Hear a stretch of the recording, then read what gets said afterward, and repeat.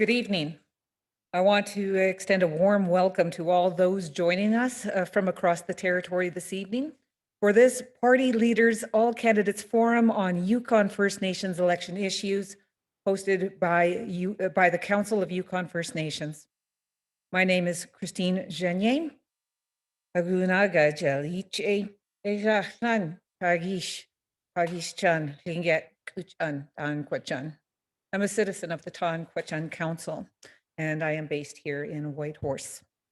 We are broadcasting live this evening from the Kwanlin Dun Cultural Center on the traditional territory of the Kwanlin Dun First Nations and Tan Kwachan Council. We are providing several options for our audience to join us this evening. CYFN is broadcasting on Facebook Live, and CHON FM is also broadcasting live across the territory, 98.1 in Whitehorse, 90.5 in most Yukon communities. Each of the three party leaders are in attendance here tonight. Join me in extending a warm welcome to Sandy Silver, leader of the Yukon Liberal Party, Kate White, leader of the Yukon New Democratic Party, and Curry Dixon, leader of the Yukon Party. Our agenda for this evening will be as follows. We'll begin with an opening prayer and brief introductions by each candidate. We will then move into a series of pre-formed questions for the candidates. During that time, audience members may submit their questions. Audience questions will be asked during the second half following a short break. Audience questions can be provided to our team in several ways. By telephone to 867-322-4695, extension 802. On the Facebook Live feed by entering the questions as a comment. We also have a small audience of guests joining us in person that are welcome to submit questions to our team. Our team will compile the questions and will select up to 5 questions to ask the candidates from those contributed by audience members. I would like now to welcome Elder Diane Smith to the podium to offer an opening prayer so we go forward in this in a good way together this evening.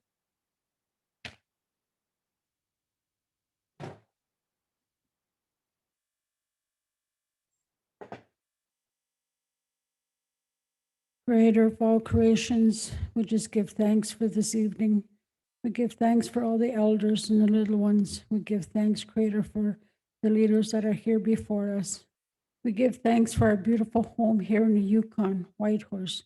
We give thanks for all the leaders that provide programs and services based on the need of the people. We give thanks, Creator, for Mother Earth, for she provides all that we need. And is chased to can cow. Amen.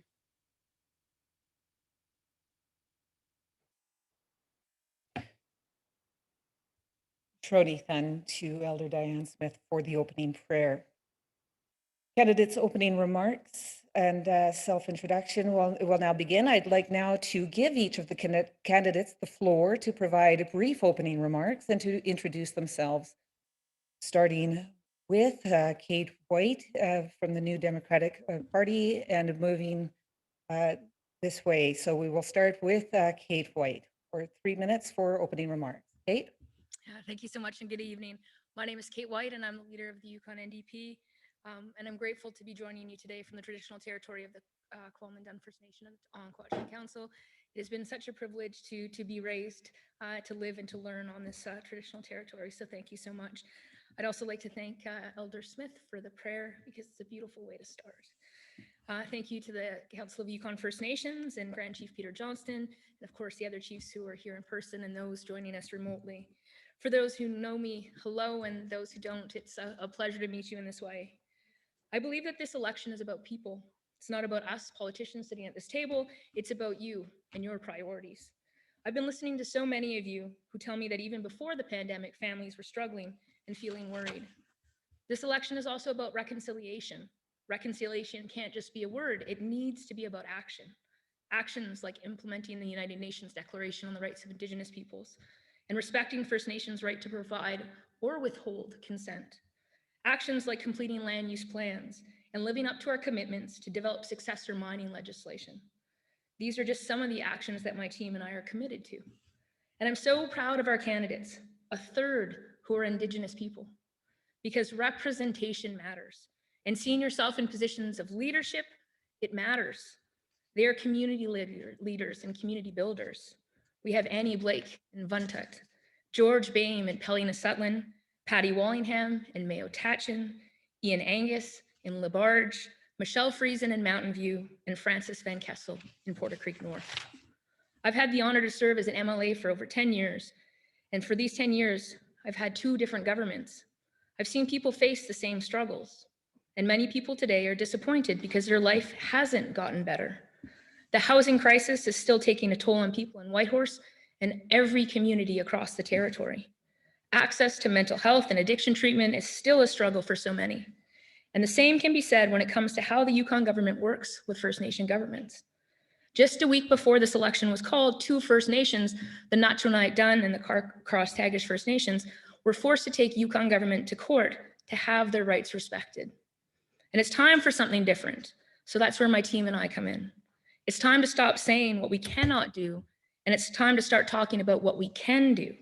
And it's about looking to the future and the world that we leave for the next 7 generations. So here's my commitment to you. I'll always put you first. I'll do what I say. I'll work every day to make your life better for you, your family, your neighbors, and your community. So thank you very much. And I look forward to our discussion this evening. Thank you, Kate. We go next to Sandy Silver, Yukon Liberal Party. Thank you very much, Christine. And thank you everybody for joining us here today on the traditional territory of the Kwalin First Nation, the T'an Council, and remote right across this beautiful territory of ours. I have the duty and privilege of being the leader of a great team of Yukon Liberal candidates, and to serve as the Yukon Premier since 2016 has been the greatest honor of my life. I'm very grateful for the people that support me in this job. No one should try to do this work alone. You need strong people from your team to help move ideas, and the strong people outside of your team as well to hold you to account. I've been the MLA for Klondike since 2011. I did sit in opposition for 5 years. In the 2016 election, I led a team of candidates, of Liberal candidates, who made a commitment to do better. And we worked with collaboration with the First Nations governments to come to the table with respect and understanding. That is what we have done. We have made respectful relationships a priority. We reignited the Yukon Forum and met with chiefs regularly ever since being elected. These relationships are important because they are the only way to foster positive future for the territory and to build together a great future. The Yukon Liberal team has kept Yukoners safe and supported during the pandemic, and much of that was because of our relationship with First Nations governments. Through the pandemic, we established regular communications between our governments. We continued to work to get immunization clinics into the communities and make sure that people were getting vaccinated. Over the course of 4 years, our government has accomplished quite a bit.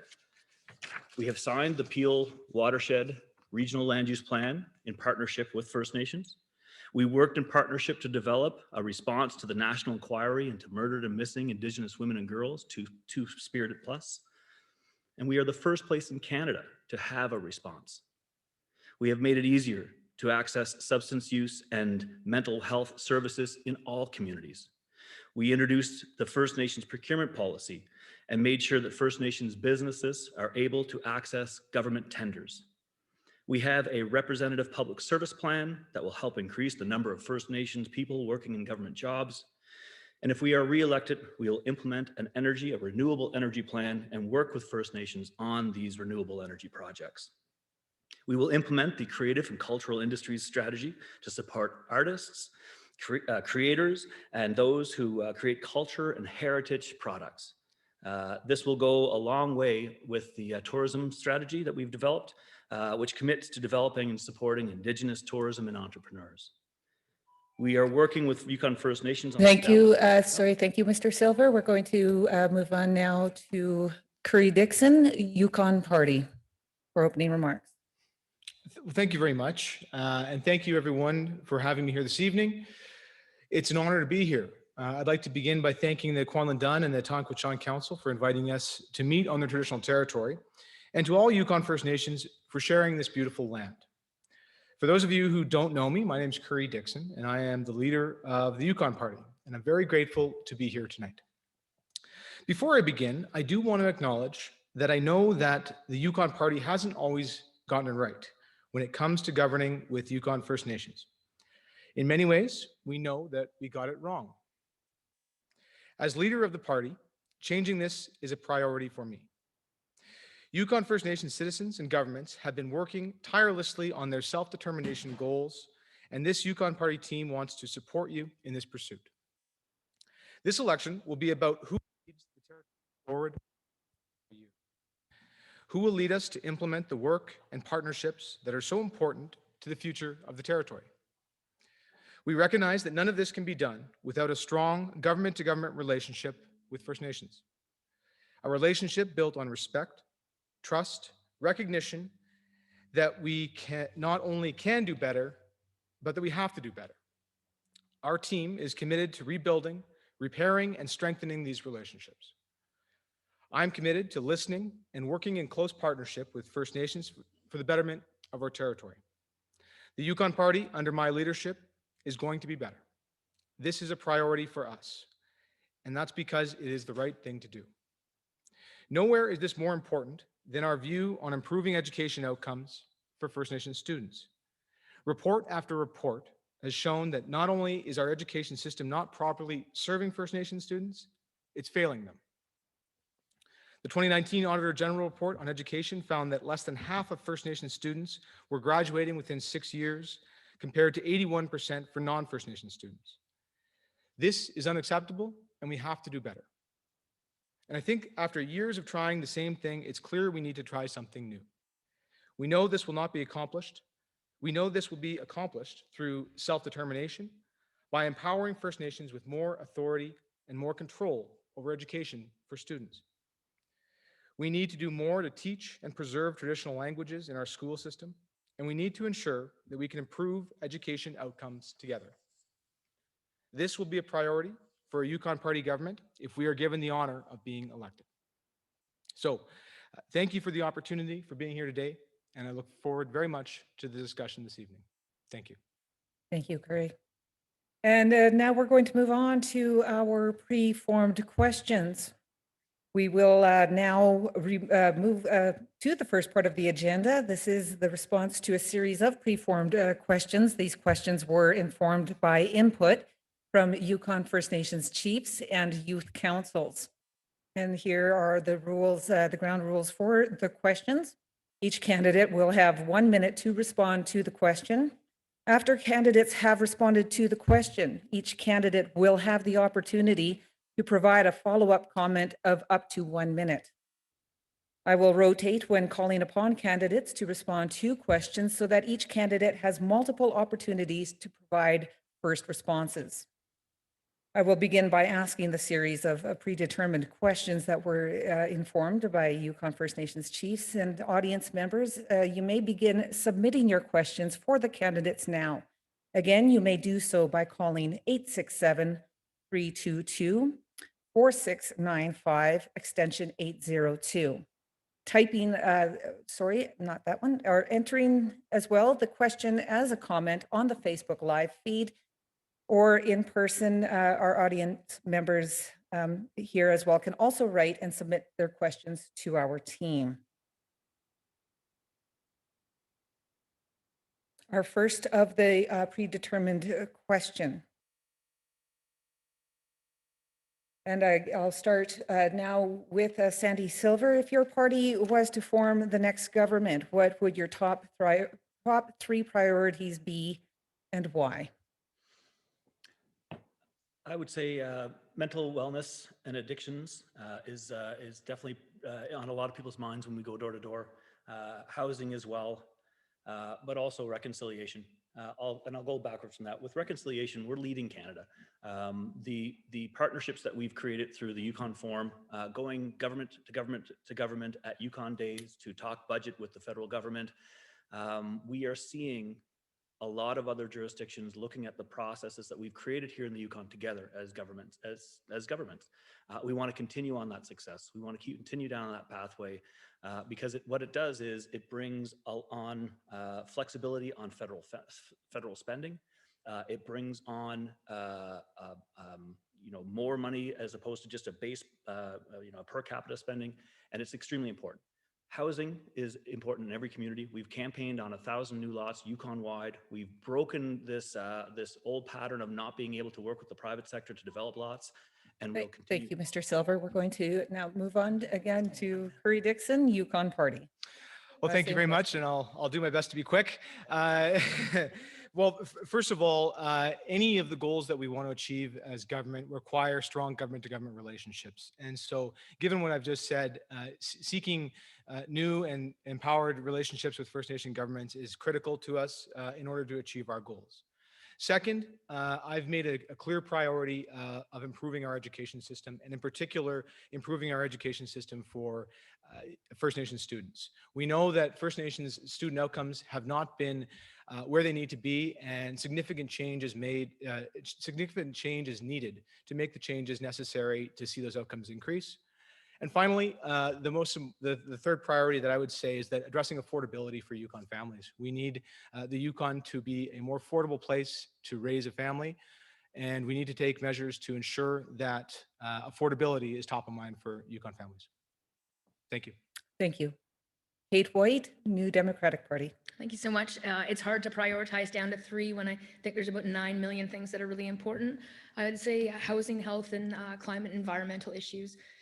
You can't build a life if you don't have a safe place to go home. We know that housing has become unaffordable and unattainable for many, which is why we've committed to putting a cap on rent increases and working with First Nations and development corporations and others to build additional housing. When we talk about health, health is the base of how you live in the world and how that reacts, which is why we've committed to pharmacare and dental coverage, why we've committed to a 7-day-a-week walk-in clinic, why we think we need to re-look at how we view addictions. We need to view it as a health issue and not a justice issue. And then climate and the environment, because everything wraps in with that. So we're committed to a wetland policy. We're committed to land use plans. We're committed to species at risk legislation. And we want to increase our target from 30% to 45% of GHG emissions. Wow. Thank you, Kate. And now we're going to have 1 minute for each candidate to provide a follow-up response. And we'll start with Yukon Party candidate Curry Dixon. Well, thank you very much. I'll build on what I said before, that in order to establish new government-to-government relationships, I know that that work doesn't start fresh, that over the last few years, there's been important changes in the way that government-to-government relationships have been conducted in this territory, and that's been a very positive development. So I want to build on that momentum. I want to build on that success.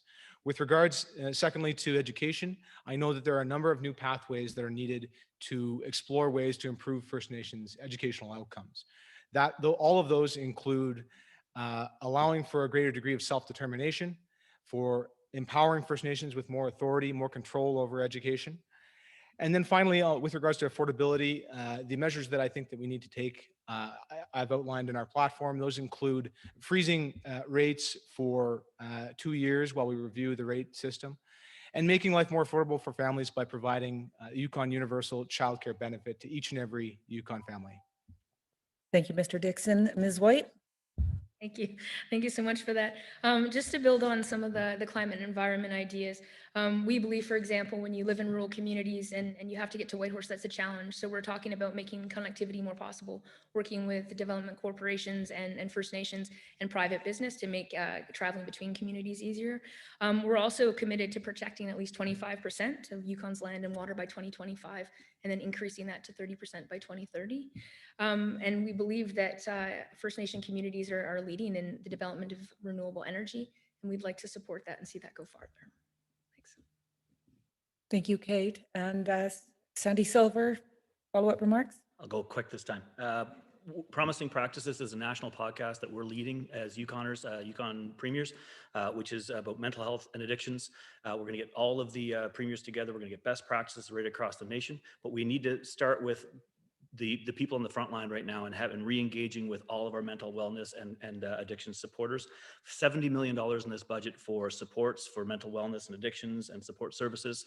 Education as well. We've moved the needle quite a bit as far as First Nations drawing down on self-governing agreements when it comes to education, the Yukon First Nations Directorate, and also the First Nations Board of Education. These are new initiatives. This is where we need to go, is make sure that First Nations have more self-determination. There already are First Nation schools in the Yukon. It's about getting the control and the financing into the First Nation communities to make sure that they are at the head of pedagogy and curriculum in those communities. So we've done a lot. We've changed the direction as far as educational direction, and we really want to continue down that road. Thank you. And we're going to move on now to the thematic, some more focused questions. This is, of course, about COVID-19. Throughout the past year of living with the COVID pandemic, we've seen significant measures put in place to protect the Yukon's population. Question looking forward, what is your party's plan to ensure Yukoners remain safe as we continue to face new challenges brought about by the pandemic?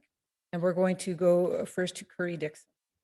Thank you very much. Excellent question. I've said that our first commitment in our first announcement once this election was called would be that we would sit down with the Chief Medical Officer of Health and develop a plan to give Yukon a path forward. We know that Yukoners want to see information, benchmarks, timelines on what the path forward for our territory will look like. We know what that means considering the impacts of this pandemic on our economy.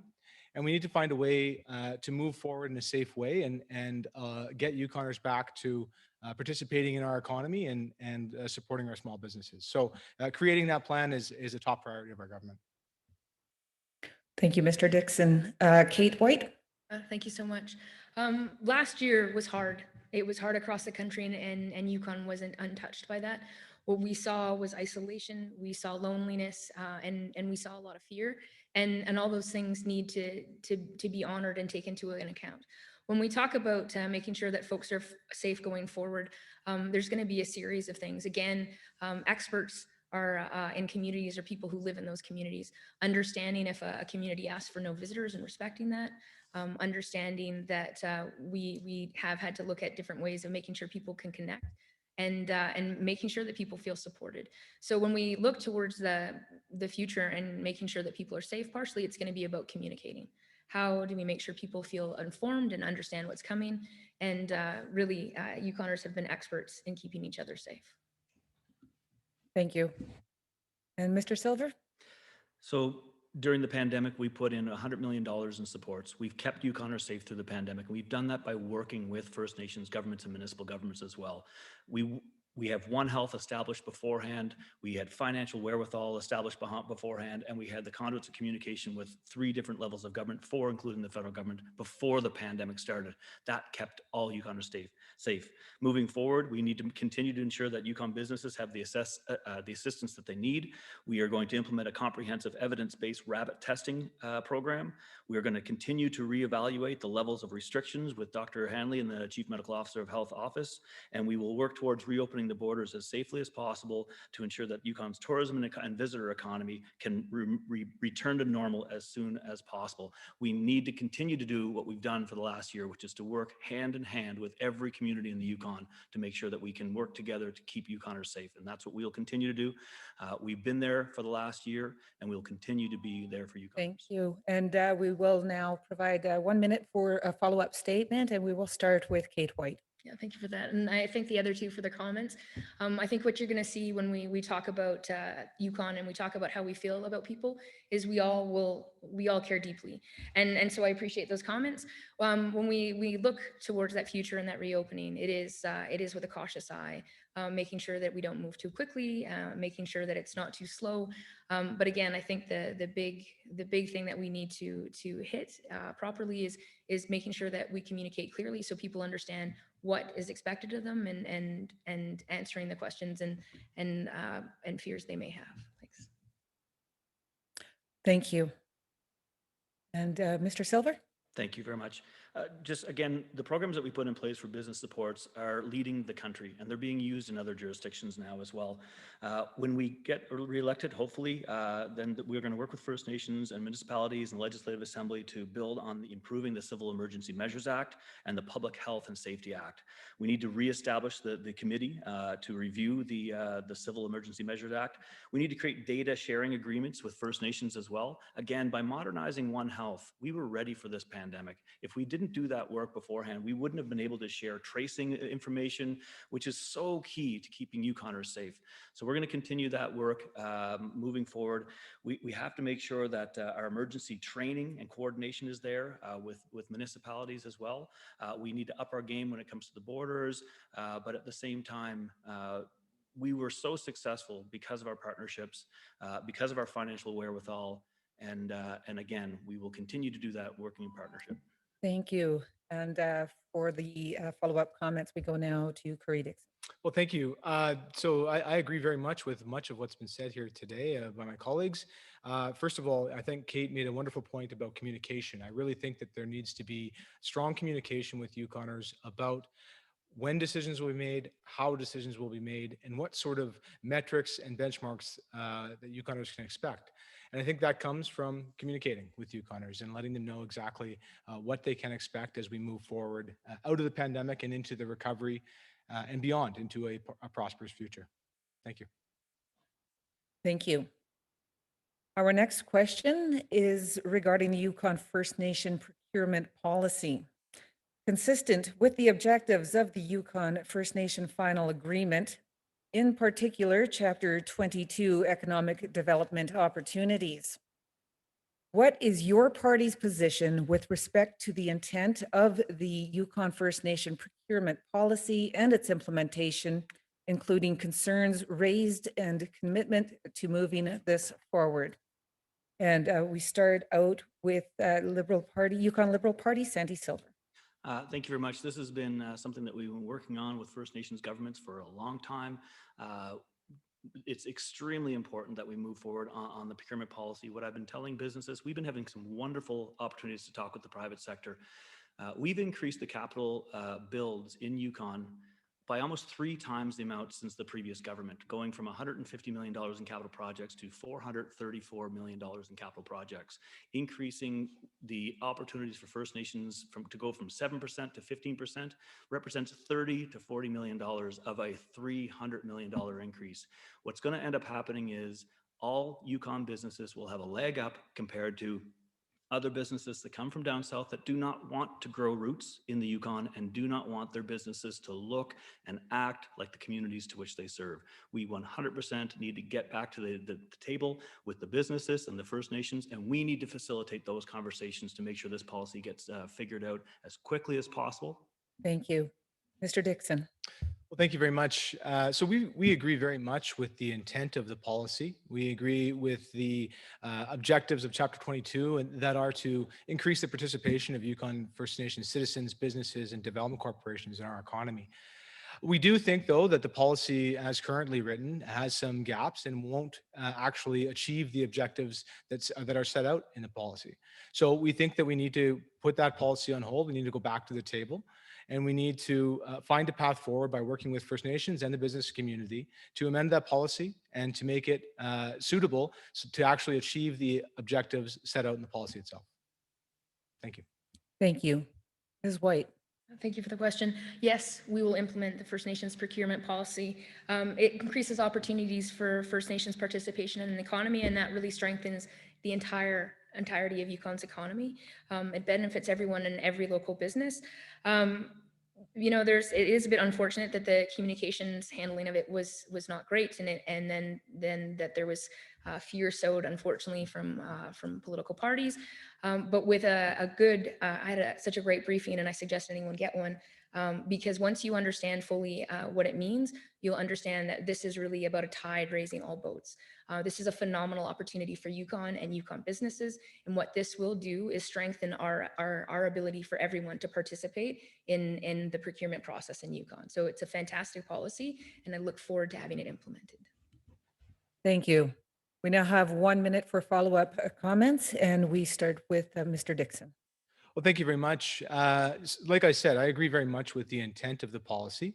I do think, though, that there have been some issues with the rollout of the policy, with the communications of the policy, and with the lack of a clear plan for implementation of the policy. And the result of that, as we've seen, has been that the policy has been met with some division, and the result of that has been that the current government has announced that it will be delayed in its implementation. And so, like I said before, I think that we need to go back to the table. We need to meet with Yukon First Nations and the business community and try to find a path forward. I think that'll take some leadership and it'll take some willingness to make changes. And I hope to do that work if I'm successful in becoming the premier. Thank you. Ms. White? Thanks. I'm going to share a story. When it was first announced, and then there was all the scuttlebutt that was happening in the media, I was contacted by many contractors with concerns. And before I responded to anyone, I asked for a briefing. So I sat down with people who were involved in the development of that policy, and they helped me understand. And so when they helped me understand, then when I had conversations with contractors, I could better explain what was going to happen. And then what I would say is, would you like to speak with someone who was involved in the development? And then those folks would then get briefings. And I can tell you that the contractor that first contacted me with those concerns is now championing this within the contracting community, because they understand the benefits of this. So I really believe this is going to be a matter of teaching people and easing those fears, because this really benefits all of Yukon, and it's going to be really important to our future. Thank you. And Mr. Silver? Thank you very much. I think it's unfortunate that the rollout was misconstrued. You know, we worked with First Nations governments, we developed the policy, we then put it out onto the table and said, we're now going to consult with the business community. And in that consulting, we said, we're going to take the time to make sure that everybody understands this policy. And as I agree with Kate, as businesses start to understand this policy, they understand that this is good for all Yukon businesses. So again, we are taking the time, but we're not going to go back and renegotiate this. This is extremely important. It is a great policy, and what we do need to do is, as a government, facilitate more conversations between First Nations, DevCorps, and the private sector as well. I was at the door just the other day in a riding with one of the major developers in Yukon, and they are chomping at the bit to get into this policy and to help us with the policy and to work with the First Nations DevCorps. Yukoners believe in this project, and as people come online and understand this project, they will see that it will float all boats. Thank you. And we will go to our next question now, and this is to do with health and wellness. The requirements to keep communities safe throughout the pandemic has resulted in an increase in substance misuse within the Yukon. We are seeing the increase in violence and, most tragically, deaths. Over the past 18 months, we have seen a dramatic increase in the Yukon in the disproportionate number of overdoses. This has had a profound impact on our families and communities. How would your government address the current crisis of substance misuse? And we're going to go to Kate White first. Thank you for this really hard question. I feel that any death due to addiction issues is preventable. And that's the first point, is we have to view this as a health issue and not a justice issue. So many folks have struggled, and they just deserve support that meets them where they are. And that's what we're missing right now. We believe that everyone deserves to be treated with dignity and respect. We are pushing safe consumption sites, that concept. Initially to start off in Whitehorse and then going out to communities. We also need to talk about a safe supply to remove those poisons that are on the street. And we really need to tackle the issues of alcoholism. And that is going to be a step, I believe, with managed alcohol programs to start. And then of course, addictions treatment, and it's got to be land-based. If we haven't learned anything yet, let that be the one lesson. It has to be land-based. Thank you. Sandy Silver. Thank you very much. If we get reelected, we'll continue on the work that we've done. We've increased the number of rural mental wellness supports. We've built the mental wellness hubs in the communities, and we allocated $70 million in supports, mental health, and addiction services in this budget alone. Reelected, we're going to create a wet shelter program and develop a safe drug supply program. This is very innovative, and it's going to be, these programs are going to significantly reduce the deaths that are related to the opioid crisis. We will work with Yukon First Nations as well to fund a rural on-the-land mental wellness and substance treatment center that recognizes that we have to identify the priority actions of putting people first. This independent review talked about this, also the murdered and missing Indigenous women and girls strategy as well, and of course Yukon being the first to respond to this national inquiry. This is extremely important work. Again, we are on the national stage right now talking about mental wellness and best practices right across Canada. Thank you. And Curry Dixon? Thank you. Well, the pandemic has certainly highlighted the issue of mental wellness and addictions here in the territory, but we know that it existed before, and we know that more work needs to be done to take steps to improve mental wellness supports for Yukoners and addiction treatment. We certainly agree with the idea that we need to expand the availability of telehealth and virtual mental wellness and addiction services throughout our communities. We believe we need to review the mental wellness health hubs model and ensure that suitable staffing and resources are provided. And I agree very much with what with what both Kate and Sandy said about the need for on the land mental health and substance treatment centers and opportunities for those types of programs. That's something that came out of the Putting People First report that I certainly agree with and look forward to moving forward with. Thank you. Thank you. And now we have 1 minute for follow-up, and we will start with Yukon Liberal Party candidate Sandy Silver.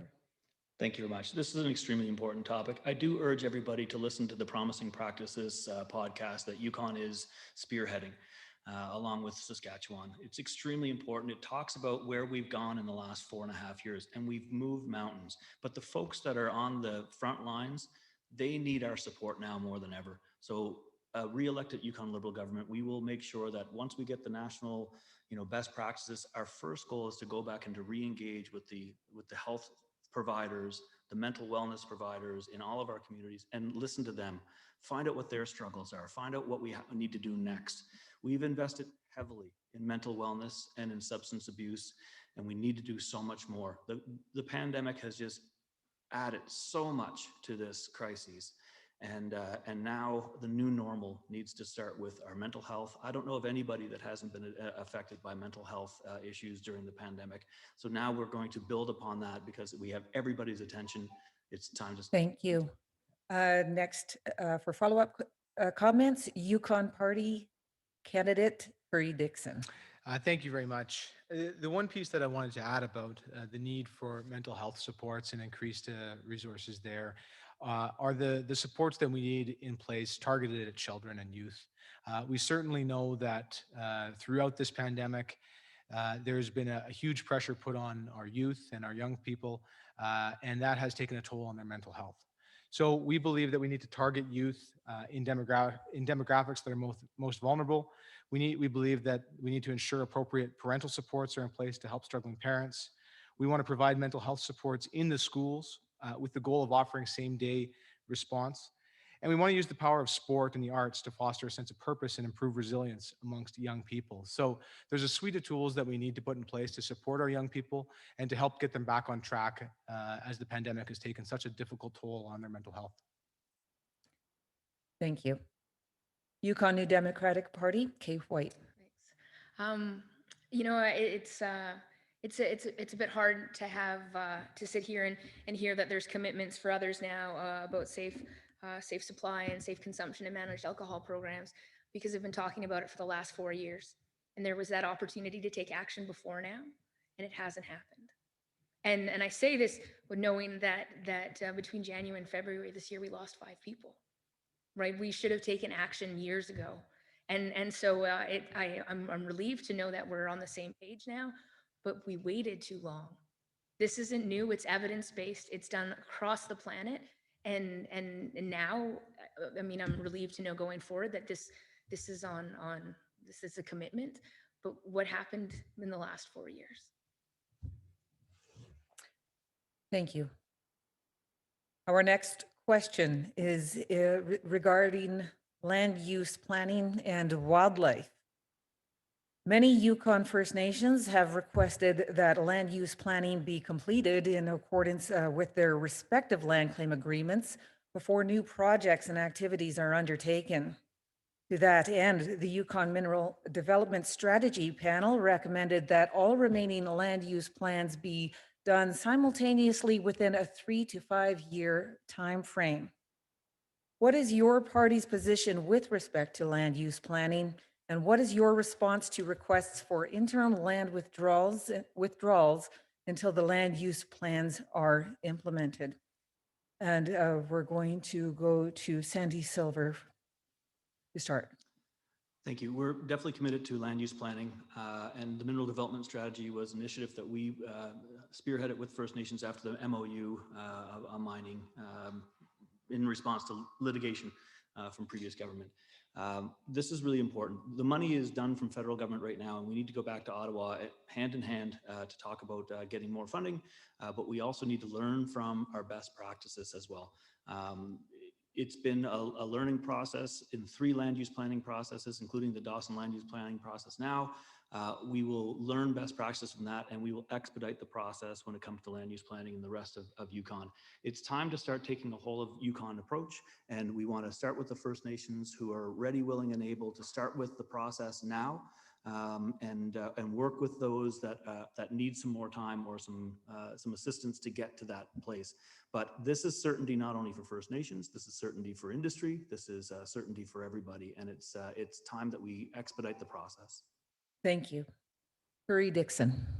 Thank you very much. We're certainly aware of the priority placed on land use planning, particularly by First Nations governments. And we know that there's a lot of lessons that can be learned. I was certainly involved in the Peel watershed land use planning process and learned some very valuable and difficult lessons from that. That's a case where we certainly got it wrong, and we acknowledge that. And we need to move forward based on what we learned from that process and what we learned in the unfortunate court proceedings that followed it. So having recognized that, I agree that we need to move ahead with land use planning. I do have some, I am a little unsure about the timeline of 3 years. I do think it's difficult to imagine that we have the capacity within the territory to do that within 3 years. But I certainly agree with the idea that we need to go back to Canada and seek additional funding for land use planning here in the territory. Thank you. Thank you. Kate White. Thank you. One of the failures of Yukon government to date is that we haven't completed land use plans that we committed to 25 years ago. And because we didn't do that, we have run into all sorts of conflicts where staking and mineral and industrialization has superseded environmental protection of sensitive areas to First Nation and non-First Nations people. And that is a failure of Yukon government. So we need to do a better job. We absolutely have to get this done. We believe that when a land use planning process starts, there needs to be a staking and moratorium. There needs to be no staking allowed to happen at that point in time, because staking during a land use planning process is circumventing the process itself, and it's allowing one industry to be highlighted over another. We also believe that we need to work with First Nations to establish Indigenous protected and conserved areas, because we have 3 First Nations in the territory without signed final agreements, and there needs to be a recognition that there is land in that traditional territory that also needs to be conserved. Thank you. And for our 1 minute follow-up comment, we will start with Curry Dixon. Thank you very much. With regards to the idea of setting land aside, I think that it's important to recognize that the land use planning process is aimed at finding what the appropriate land uses are in a given area. And I think that if we were to withdraw the entire area prior to the land use planning process being undertaken, it would presuppose the outcome. And so I think that if there are particular areas that are of high sensitivity or high importance for a variety of reasons, we can look at targeted withdrawals. But I don't think that a complete withdrawal or moratorium on other types of land use taken before the land use planning process begins is the right course of action. Thank you. Thank you. Kate White. Yeah, thank you. I disagree. Allowing staking to go forward during a land use planning process actually does presuppose the outcome, but in the opposite way. So if we put a halt and we stop that, if we're committed, if we're being suggested that we can't get these done in 5 years, if all parties are interested in moving this forward and we expedite this process and it doesn't take 12 years to complete a land use plan, then I don't see the problem. But we should not supersede the process by saying that that staking is possible when we're doing that planning process. We've seen what happened. We saw it happen in the Peel with more than 8,000 claims that were staked once that process started, and that's not right. Thank you. And Sandy Silver. Yeah, yeah, staking doesn't mean mining. And again, with the Peel, what we've noticed is that every single company in there that wants to be a good corporate citizen needs to understand land use planning as well. We have faith in the current processes. We also want to expedite to get to land use planning. Now, in between those two, we need to sit down with First Nations and talk about how can we move forward and in the draft terms of reference when it comes to land use planning, when it comes to these overlapping issues. We have committed to have a full moratorium on staking. When the draft plan comes out for the Dawson land use planning process, that is something that the previous government refused to do and then held an election beforehand. We also committed to make sure that we are going to get to the table, and I think that we can use the Yukon Forum for this conversation to really identify the processes better in the draft terms of reference, come together more so that the technicians themselves don't seem to be always the ones trying to solve conflict between governments that have multiple. Thank you. And our next question is regarding energy. Yukon is growing and its energy capacity is being strained with new and increasing demands.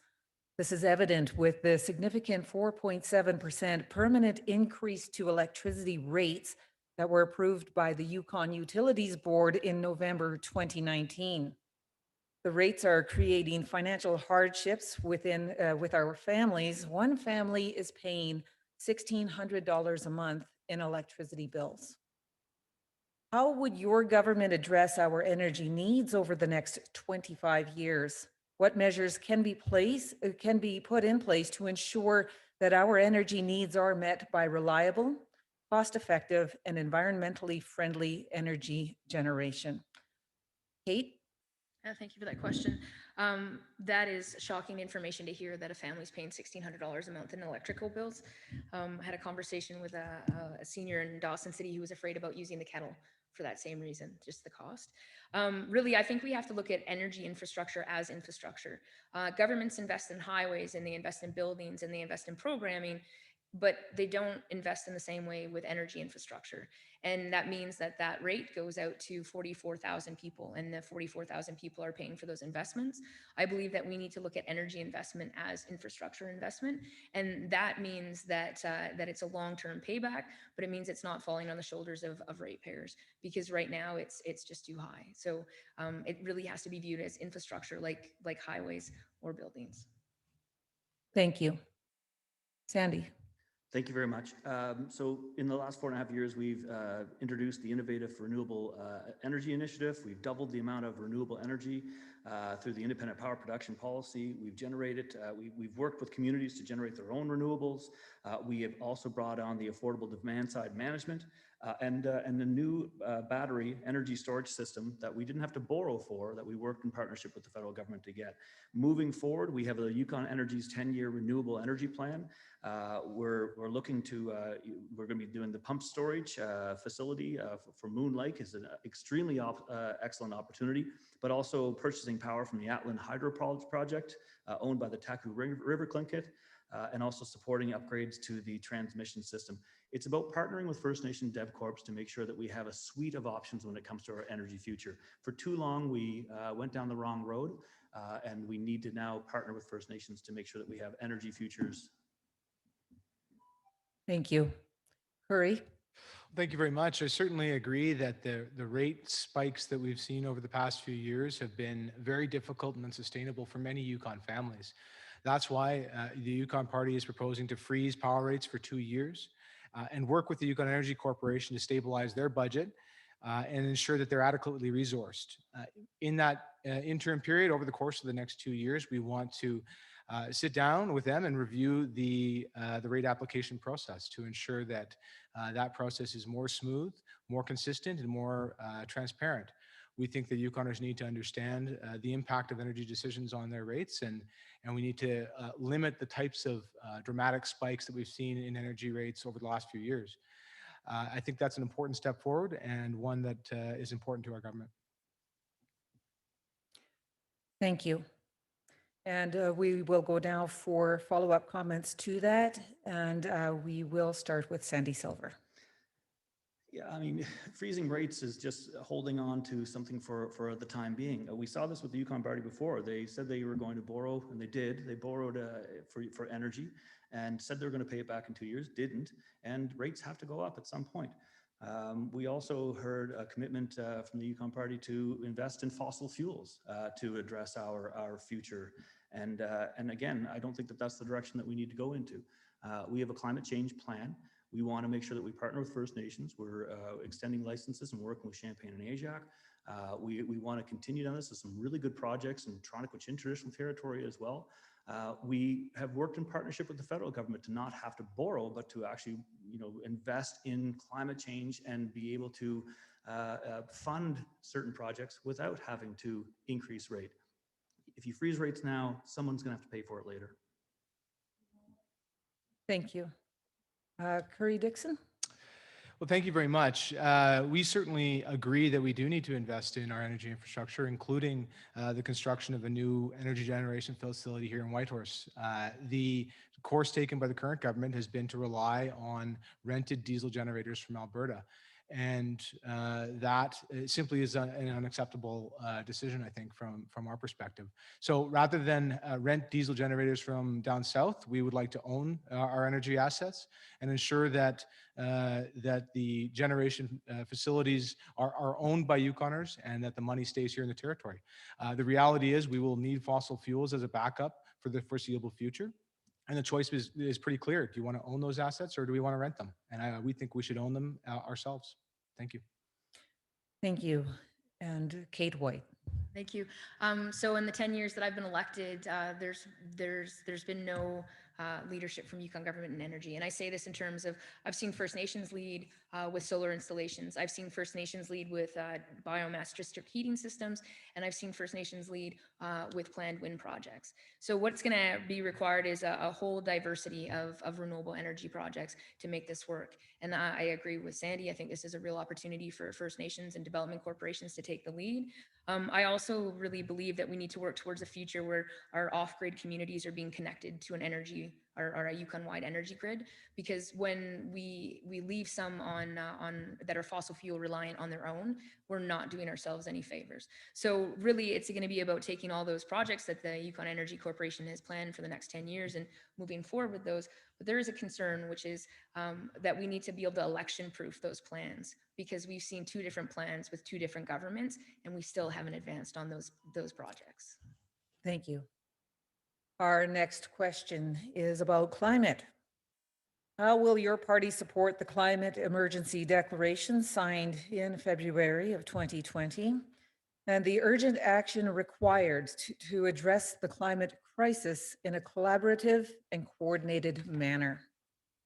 Curry Dixon. Well, thank you very much. We certainly agree that this is a priority area and that action needs to be taken. When we look at the climate, the greenhouse gas emissions for the territory, and we understand where there are opportunities for reductions, we certainly are aware that building retrofits present a tremendous opportunity. So we want to partner with Yukon First Nations and municipalities to investigate ways to implement those retrofits, whether they're buildings owned by Yukon government or owned by First Nations or municipal governments as well. We think that we can also support homeowners, small businesses, and communities by offering retrofitting programs for houses and the generation of renewable electricity from renewable sources. And so that can be done in a suite of ways, but we've laid that out on our platform and look forward to moving forward on that. Thank you. Thank you. Kate. Thanks, and I sorry, Curly, I was convinced that we had declared that in 2019, and I apologize for that. When we declared a climate emergency, Yukon, in my mind, should have then used climate in every decision we make. Every decision, highway construction, building construction, energy investments, every decision should be based around climate.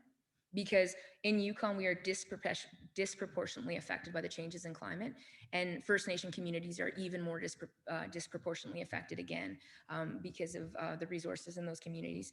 When we think about, or when I think about the Yukon that I grew up in, it's substantially different now than the one that I live in. And the snow season is just an example. So we need to take steps, and as government, we need to make decisions to go towards that. We need to both mitigate, we need to adapt, and we need to fight all at the same time. So it's going to be a whole sweep of things. We've got a whole lot of suggestions in the platform, and I think my timer's going to go. Thank you. Sandy?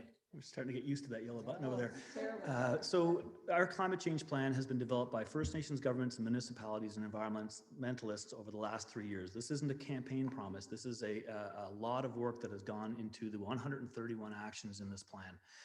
This is going to be over 10 years. There's $500 million for this that we are going to be working with the federal government on as well. This is extremely important. I was at Paris for the Paris Accord. We know that we need to hit these targets. We know there's no turning back. Any government that doesn't have a climate plan is living in the past. There's other things we need to do as well. We want to create a Yukon wetland strategy within the first year of getting reelected. We want to make sure that we consolidate the climate change initiatives and programs under one roof for a more strategic approach. We are developing geothermal projects. We want to improve the transit system with working with partners, governments as well. We have a plan to create a McIntyre Creek Park. There's so many things that we need to do, and our climate change plan has identified a pathway forward to make Thank sure you. I missed that. And Curry? Well, thank you very much. One area where we very much agree with what has occurred over the past few years was the development of the 10-year renewable electricity plan developed by Yukon Energy. And that identifies a number of opportunities for renewable energy projects here in the territory. And so that's one area where we want to continue on the good work done by the current government and build on that success. We think that can be done by working with the Yukon First Nations to look at ownership models for renewable energy projects throughout the territory. We want to see First Nations involved in those, and whether it's on the construction and building of new projects, whether it's with businesses or development corporations, we think there's an exciting future ahead for renewable energy in the territory, and we want to partner to achieve that. Thank you. Thank you. Mirror legislation. The mirror resource legislation enacted pursuant to the 2003 Yukon Devolution Transfer Agreement simply mirrored the existing antiquated federal legislation for waters, lands, mining, and forestry. Therefore, it was agreed that new Made in Yukon legislation would be developed by the Yukon government and the Yukon First Nations to replace the mirror legislation. To date, only forestry legislation has been enacted in 2008. How will your party collaborate with Yukon First Nations on the development of new land and mineral management legislation? We will begin with Sandy Silver. This is an exciting conversation, again, with the mineral development strategy. We are committing to successor legislation in both quartz and placer and mining. Right now, currently, we are working on lands successor legislation as well. And we worked with the Yukon First Nations to prioritize lands. Now we need to start working together to make sure that we have the resources in there to do both. It's been tough. You know, it's a lot of governments working together. We need to make sure we have the resources in there as a territorial government to do multiple things at one time. I believe it took about 7 years to do the forestry legislation. That's just way too much time for one piece of successor legislation.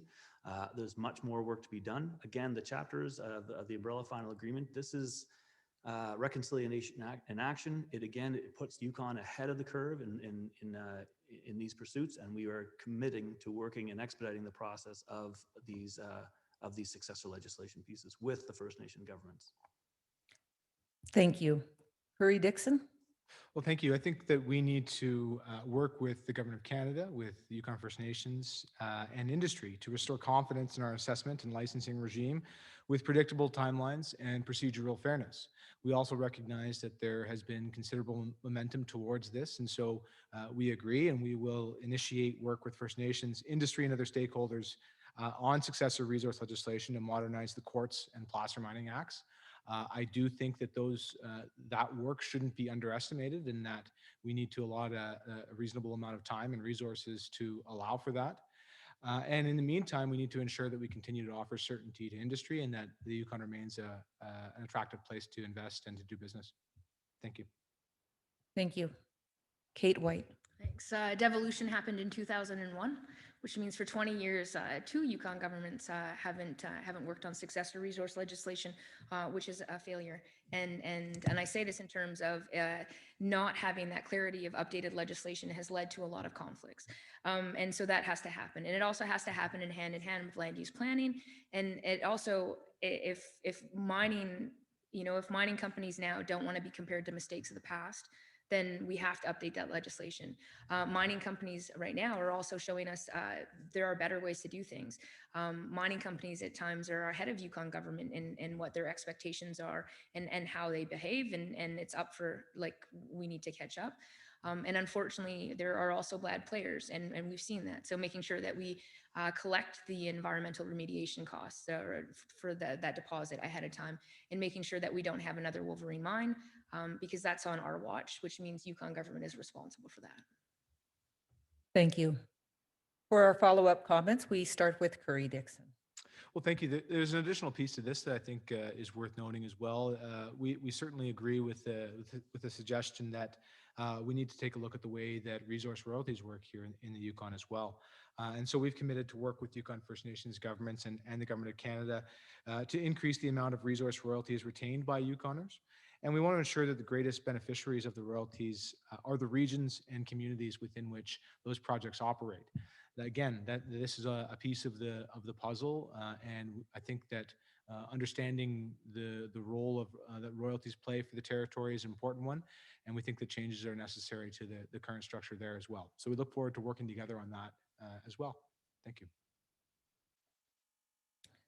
Thank you. Kate? Thank you so much. It is amazing what can happen in 5 years or 10 years, because when the NDP was discussing the royalty regime in 2011, we got destroyed by suggesting that we should update it. Absolutely destroyed. And I say this now in terms of this is an example of how we will move forward. We have to move forward.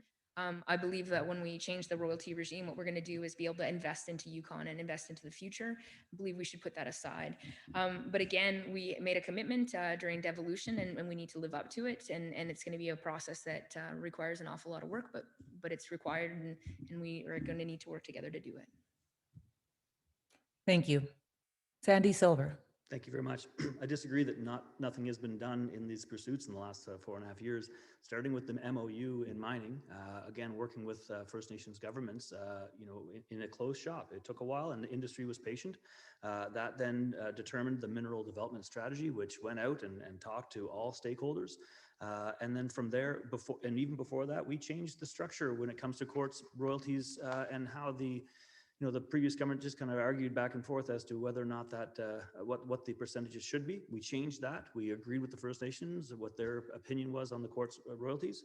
And we've also agreed to move on the placer and quartz mining successor legislation. And we also have started the lands successor legislation. So for the NDP to say that nothing has been done or that we haven't changed a lot of the climate, we needed some of that time. And I've given credit to the First Nations chiefs as well to allow me to have the time to talk with the industry, because the industry was very confused about what certainty would come from successor legislation. Thank you. Our next question concerns housing. Whitehorse and the rural communities have been facing a housing crisis over the last number of years. There's a shortage of stock available, particularly for social housing. Rents are dramatically increasing. It has been recently stated that there are over 350 Yukoners on the Yukon housing wait list.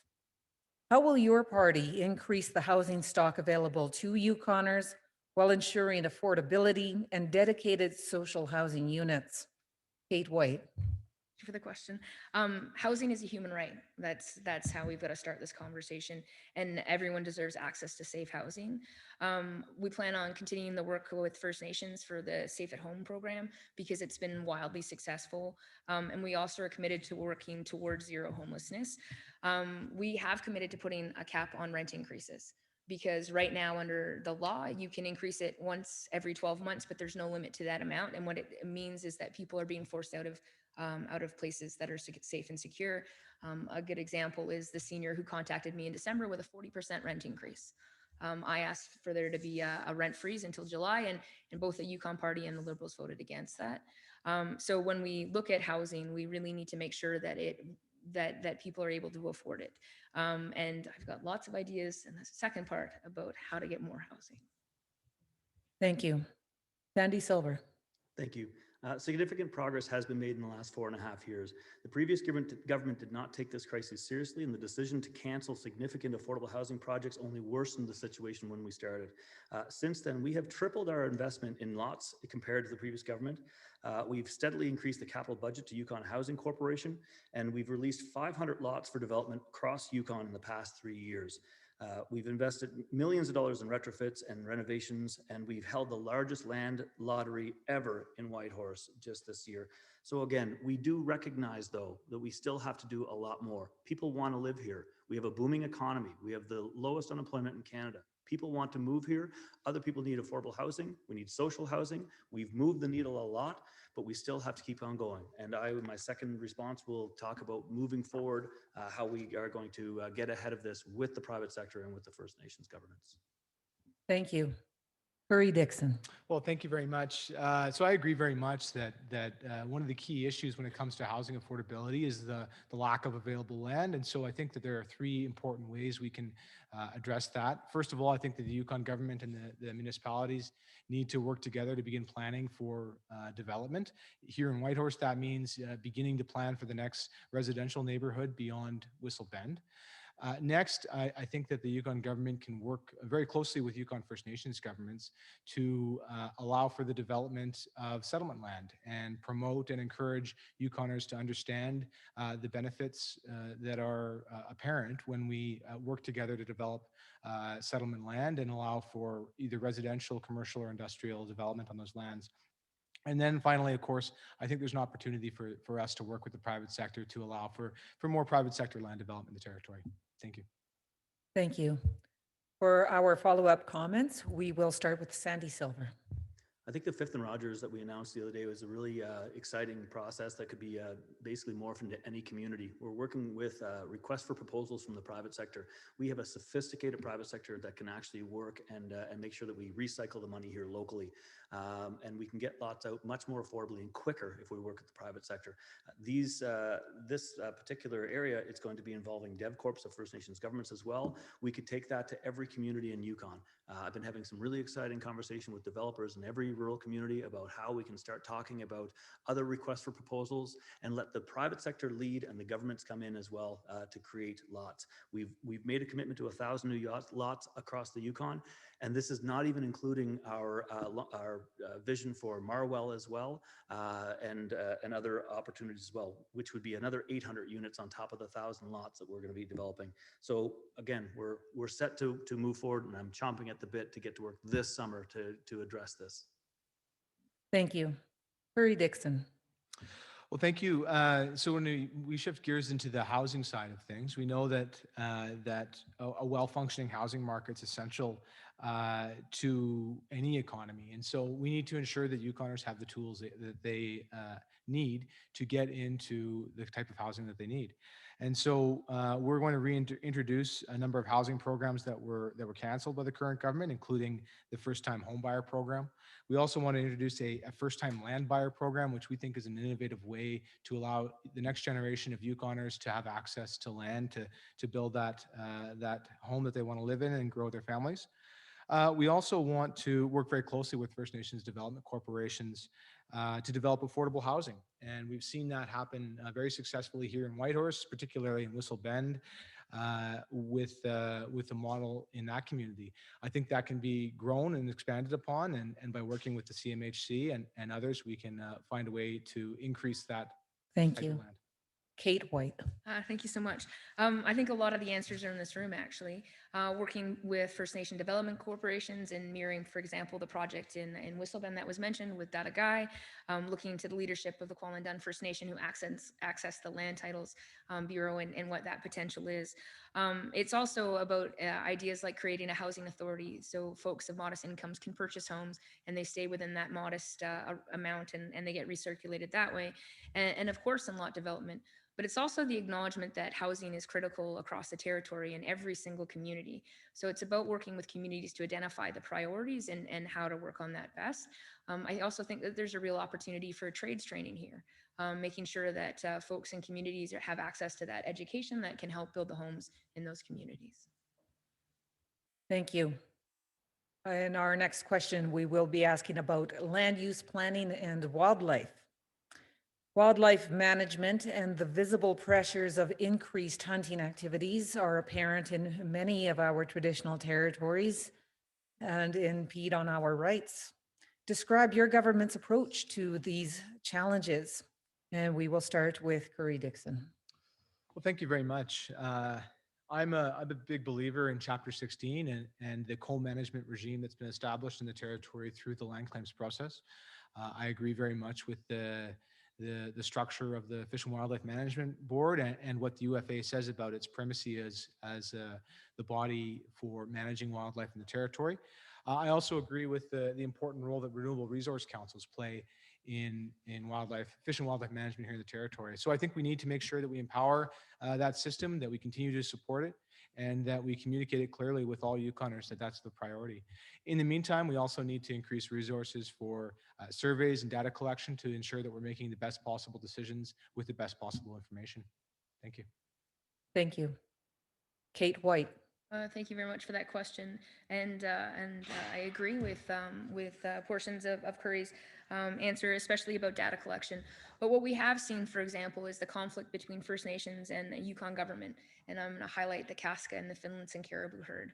So when the Casca asked that there be a moratorium put on hunting in that area, as more data was required to understand the health of the herd, Yukon government said it was hunting as normal.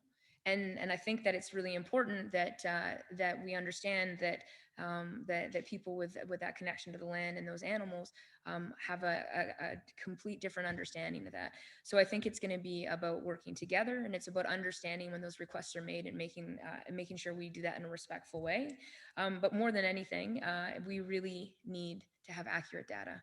And if it means that that we need to put hunting on pause for a season or two to collect that data, then I think it's something that we need to be committed to. Thank you. Sandy Silver. Thank you very much. I also am a fan of Chapter 16, and I believe that co-management is the way to go. We've done a lot of strides in that capacity. We work with Toronto-Quechin when it comes to caribou in their traditional territory. We've just successfully had a survey with the Tesla and Tlingit Council as well, and we need to do a lot more. We had a great conversation at the Yukon Forum about how colonial governments have statistical knowledge, but you can't own traditional knowledge. But you need to apply that to everything that you work with. And it's been a learning opportunity for myself, that's for sure. We need to do more with stewardship on the land. We need to do more as far as First Nations and us being able to partner in that stewardship. And I think we're on the right track.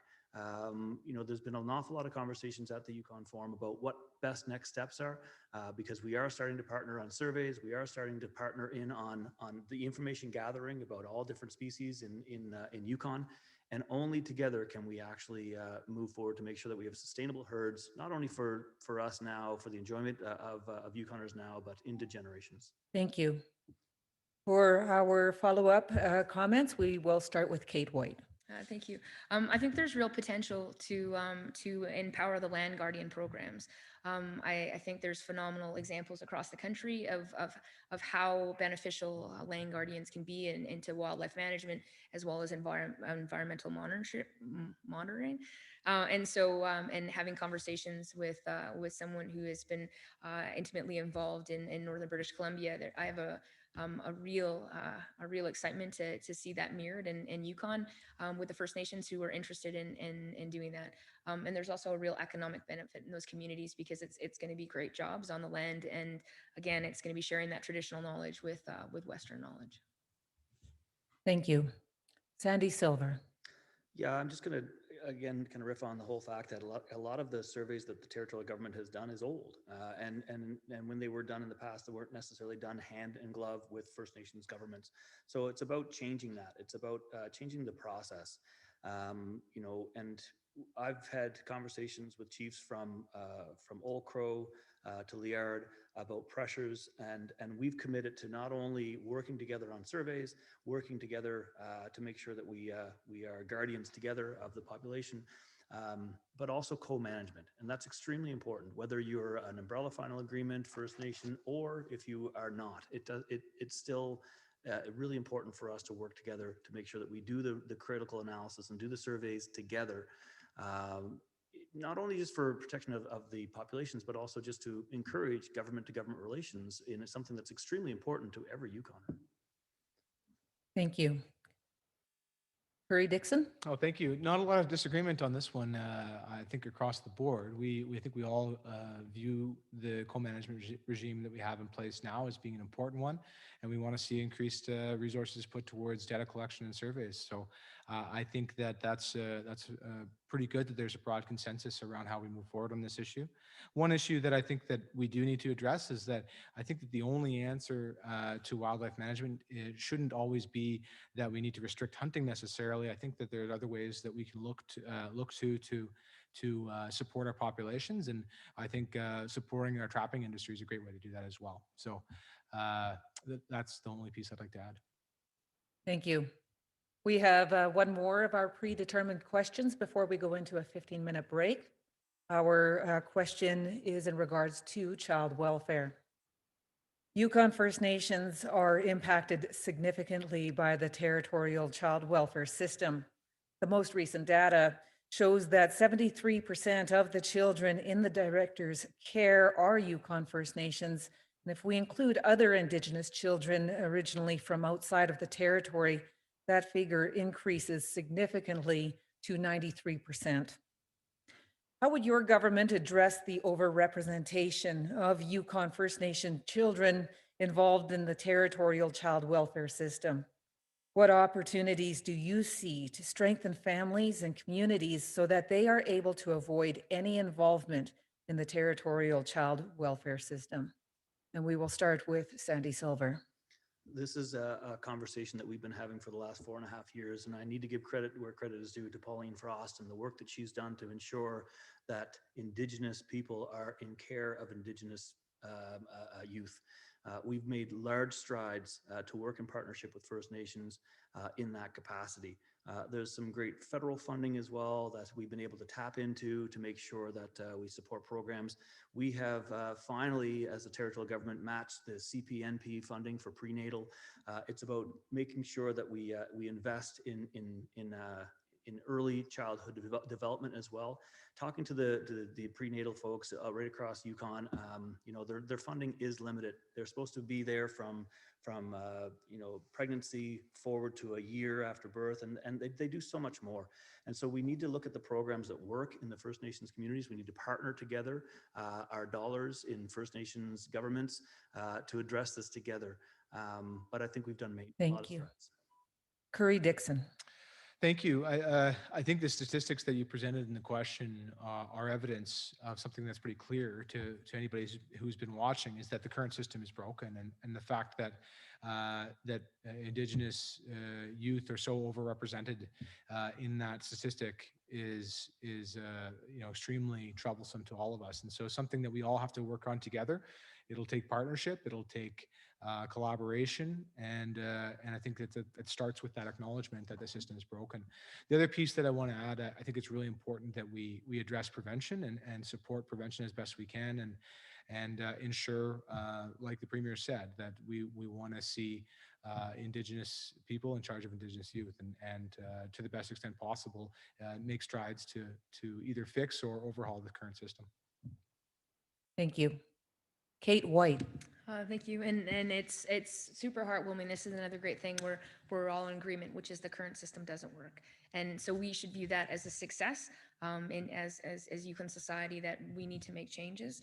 I think a lot of it is going to have to do with supporting families and supporting communities and folks where they are. It's been suggested to me in some communities, which would really be beneficial, is a safe house which is maybe the wrong words, but where a place for children can go temporarily if there's a bump in the road at home, so that they don't actually get removed permanently from that community. And so there are solutions that are coming out of communities about better ways to support communities. When I was in Watson Lake, one of the things that I was told that would really help to solve this problem is actually having a men's shelter, is having an emergency place for men to go, because sometimes that would just be that one safe place. So I think there's going to be solutions across the territory, and it's just a matter of working together to implement them. Thank you. For our follow-up comments, we will start with Mr. Dixon. Well, thank you very much. I also want to acknowledge that there has been work on this issue, and there's been a lot of work put into reviewing current legislation, as well as finding a new path forward. And it's my hope that we can build on the success that's been achieved so far and build on the good work that's been done. We don't want the election to get in the way of progress on this file, and we want to ensure that we can improve our system for by recognizing the immense need to address it. Thank you. Thank you. Kate White. Thanks. I'm just going to celebrate again that we're all in agreement that work has been done and more work needs to be done, and it's going to be a matter of looking out to communities and learning as well, because there's not going to be one solution, and it's not going to come from one government or one side. So it's about working together to make sure that children are safe. Thank you. Sandy Silver. We've been doing a lot of work to break down the double standard that we see in the healthcare system, and there is a double standard. With implementing putting people first, these changes are holistic, and it's a review of the system that's extremely needed. Our healthcare system needs to be focused on people, not buildings or processes. We know that the healthcare workers are extremely dedicated to patient care, and we need a system that works with them. So a re-elected Yukon Liberal government will be implementing the Putting People First plan. This was developed over years, an independent review, looking at all best practices to accomplish exactly what we're talking about here, and to start breaking down some of the systemic problems that we've seen with a double-tiered system. Thank you. We will now take a 15-minute refreshment break, and we'll return at 7:52. For the second half, we will then transition to questions from audience members. Thank you.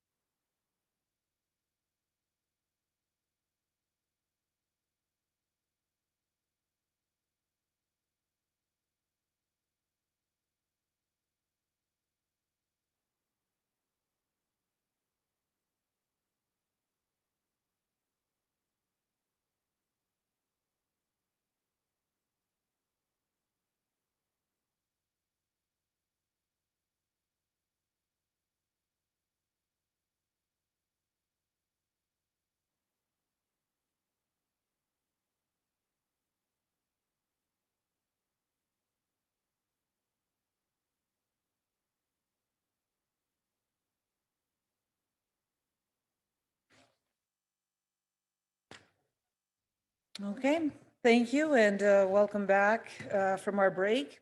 As we head into the second portion of the Party Leaders All Candidates Forum on Yukon First Nations issues, hosted by Council of Yukon First Nations. For the second half, we will now transition to questions from audience members. And these are thematic questions that have been compiled and coordinated from the audience, from phone calls, Zoom chat, Facebook comments, and from those attending in person tonight. I'll now move into asking these questions that were generated from the audience this evening. Regarding justice, Yukon First Nations are currently overrepresented both as victims and offenders in the territorial criminal justice system.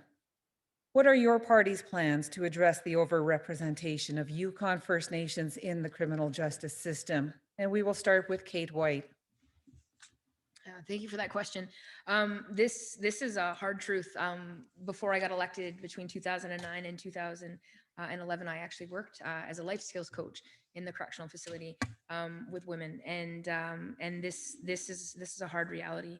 I think when we look at this, we need to really look at the issues of poverty. We need to look at the issues of addiction, and we need to look at how we can better support individuals in the communities that they reside in. Also, one of the challenges is when people are involved in the justice system, often when they go back to their correctional center, it's not for new crimes, it's actually on remand. So when we ask someone with an alcohol addiction to not drink, but without giving them any supports or safe housing to go to after, the challenge is you fall back into the same patterns. So really, this is about making sure that we support communities. So they're Thank you. safe. Sandy Silver. Thank you very much. Yeah, 60 seconds goes quick, I know. I'll agree with Kate, but also add it's the justice agreements that we have with First Nations governments as well. Tesla and Clinton Council, and others, Kwalin Dunn, Minister McLean, who works with our team, had worked with Kwalin Dunn for years in the Justice Department as well. It's about making sure that we work with First Nations so that they are more in control of certain processes as well. So that's extremely important. But I do agree, it's about aftercare is extremely important as well. When you put resources into sobering clinics, and then somebody goes back into a community and goes right back into the ruts that they came out of, it's hard not to see recidivism. So it's how we work in partnership with the leaders in the community to make sure that we have alternative programming and supports for people that want to live healthy lives. And that's extremely important that we work with First Nations. Thank you. Curry Dixon. Well, thank you. It's a very important issue. I think that oftentimes we see these issues linked to issues of addictions and mental wellness. And that's why I think it's really important that we strengthen our supports for mental wellness in the territory and strengthen our supports for addictions. And I think we need to view those issues as health issues and not as justice issues, and really take a holistic approach to them. I also think that we can do more to partner amongst governments. And I know that there has been good work done, but I think that there can be more done to address these issues. Thank you. And for our follow-up comments, we will start with Sandy Silver. I think I'm going to focus in again. It is wellness. I completely agree. And our government's really committed right now to funding a rural on the land mental health and substance treatment center. First Nations have done some amazing work in health. Kwalin Dunn with their health center specifically. Again, it's not something that government funding is going to solve. It's partnerships and making sure that we actually work in the communities with leadership in the communities. I had a conversation with a friend of mine coming back from treatment, and it is again about the friend group, the people around, and making sure that individuals have the ability to have alternatives, and that comes with leadership and working with all stakeholders and partners, municipal governments, territorial governments, federal governments, First Nations governments. But Health Lodge in Whitehorse is going to help as well. The use of patient-orientated care transitional model is key in that pursuit. Thank you. Curry Dixon. Yeah, just to build on that, I think there's, again, agreement from us on this one. We think that there needs to be more supports for addictions and mental wellness in the territory. We need to do a good job at providing those services. I think we also need to work within the justice system to improve the way it serves all Yukoners, including First Nations. And that, of course, can be done through working closely with the RCMP. And so I think that there has been good work that's been done on that front, and we need to carry that on. And we need to maintain those partnerships and respectful relationships between the Yukon government and First Nations governments in this respect. Thank you. Thank you. Kate White. Thanks. I think there's also good examples that have been community-led, like the wellness courts. But again, I think a lot of the things we need to consider is the prevention. Housing is a huge barrier to people's wellness and their vulnerability. We have a homelessness issue in the territory, so it's working with organizations like Safe at Home to make sure people get the housing and the supports that they need. I also want to say that when I worked in the correctional field, that there was no place for women to transition out of corrections, and there still isn't. And it's been 10 years, which means that a woman who has been within the system, there is not a safe place for her to land as she goes forward, which means we're putting women back into the same vulnerable spots that they left, which is unacceptable. Thank you. Our next question pertains to education. The recent Auditor General's report indicated a failing grade for Yukon when it comes to meeting the needs of Yukon First Nations children within Yukon's education system. What is your party's plan for improving the experiences and outcomes for Yukon First Nations children within the education system? And we will start with Yukon Party Leader Curry Dixon. Well, thank you very much, and thank you for the excellent question. It's one that I certainly personally feel very passionate about. And it's one where I think that there has been some good work done, but more needs to be done. I think that what we need to do is establish stronger partnerships with Yukon First Nations and work with First Nations governments to increase their authority and control of the education of Yukon First Nations students. I think that there are a number of ways to do that. There of course, is the regional education agreements. There's the First Nations School Board agreement, or perhaps the opportunity for bilateral agreements. I also think that a really interesting model that we should be looking at closely here is the creation of an Indigenous Academy. What we've seen in other jurisdictions is that Indigenous Academy increasing graduation rates, decreasing dropout rates, and I think there's a huge opportunity to bring that to the Yukon, work with our partners, and make it our own here in the territory. Thank you. Thank you. Yukon New Democratic Party Leader Kate White. Thank you so much. So the first Auditor General's report that said we were failing Indigenous kids came out in 2009, and then we got the same failing grade in 2019. And within that report, it said we risked failing another generation of kids. And that's problematic because we believe that everyone deserves access to education. And there has been critical gaps in that system, right, under the both two previous governments. We believe that what we need is a First Nations-led approach to education. We need to open up that dialogue, and there needs to be training on First Nations issues in the language programming. So we believe that there's a real potential right now and now and ongoing to partner with the Yukon First Nations Education Directorate and others, and make sure that we have a First Nations-led approach to education and building programming around First Nations voices. Thank you. Yukon Liberal Party Leader Sandy Silver. Yeah, thank you. I left the classroom mostly because of this issue. The previous government had 3 5-year plans within 5 years, and would table one and then go to the next one, go to the next one, and nothing changed. So what we've done is we've again talked about the school in terms of the First Nations agreements. We're supporting and funding the First Nations Directorate.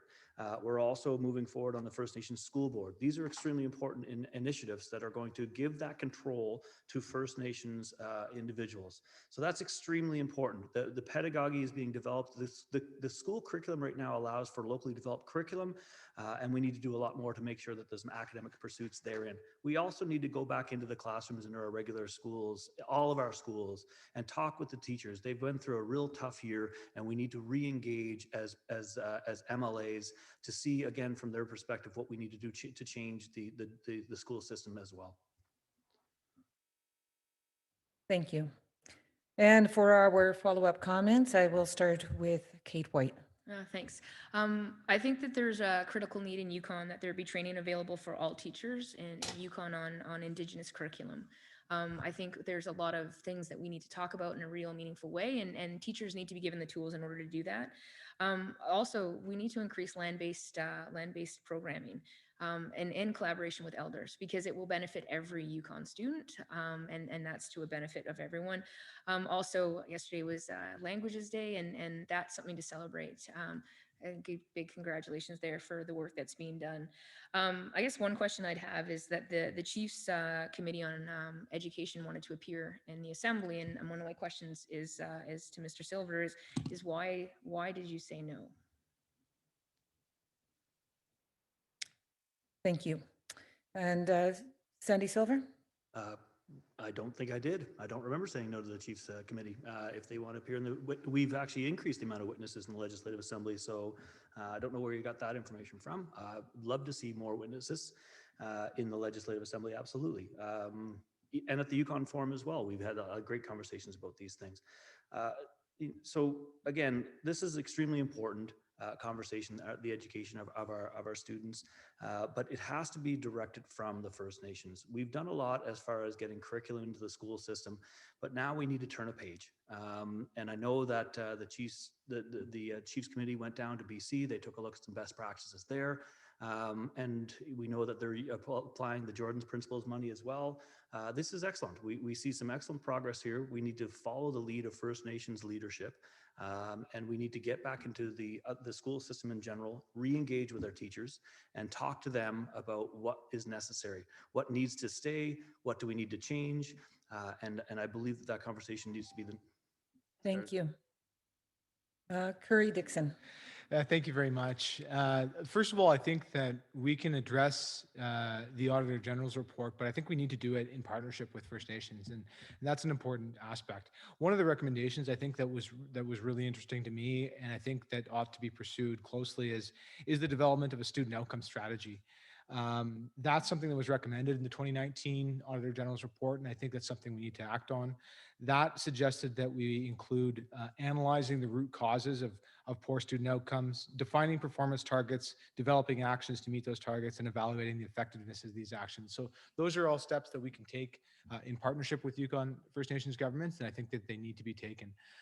As well, I certainly am a believer in some of the work that's been done already, but obviously, there's a suite of opportunities that are going to look different in each community, and we need to pursue those in partnership. Thank you. Thank you. Our next question is in regards to community safety. Community safety is a priority in Yukon First Nation communities where the impacts of illicit drugs, property crime, and violence are amplified. Describe your party's plan to address community safety concerns within Yukon First Nations communities. And we begin with Sandy Silver. One of the most profound days I had as Premier was listening to one of the councillors from Little Salmon Carmax talking to the federal minister about community safety and the officer program, and how it, working in partnership with RCMP is one thing, but to have Indigenous people in the community there during times of trauma and how important that is to the process. I know for a fact that conversation did reverse funding, and I know that actually stimulated funding. And to again have the First Nations chiefs and councillors with us at Yukon Days, talking to the federal ministers, I cannot say how important that is as far as the funding and flexibility that fits Yukon communities when it comes to federal involvement in this. It's led by the communities. It needs to be led by First Nations, and we need to sponsor it and partner it and move forward on these initiatives. Thank you. Curry Dixon.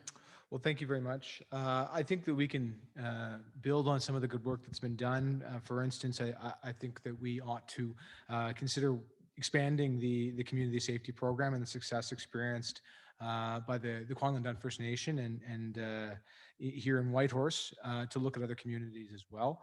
Also, I think we need to take a look at some of our more vulnerable populations and including, of course, taking steps to implement the Yukon Missing and Murdered Indigenous Women, Girls, and Two-Spirited People strategy. That's one that I know that all parties and all governments across the territory came together to accept and commit to a few months ago. And I think that was an excellent work and really demonstrates Yukon's ability to lead this country in response to this important issue. Thank you. Thank you. Kate White. Yeah, thank you. And I don't think anyone can say enough good things about the Community Safety Officer Program that we saw pioneered in Kwanglen. So much so that it was celebrated in a book that was written in Germany about community safety and different ways that communities could look at addressing this. One thing that I think is so important about it is that what we're doing is we're looking at community safety in a different way. So with more understanding and well, approaching it with more understanding. I think it's really important too that when we look at community safety issues, we recognize that at times of crisis, that the last thing that we need is that kind of justice, and we need more of a mental health support lens. And I also think that when we talk about drugs and alcohol, I think there really needs to be a push in education.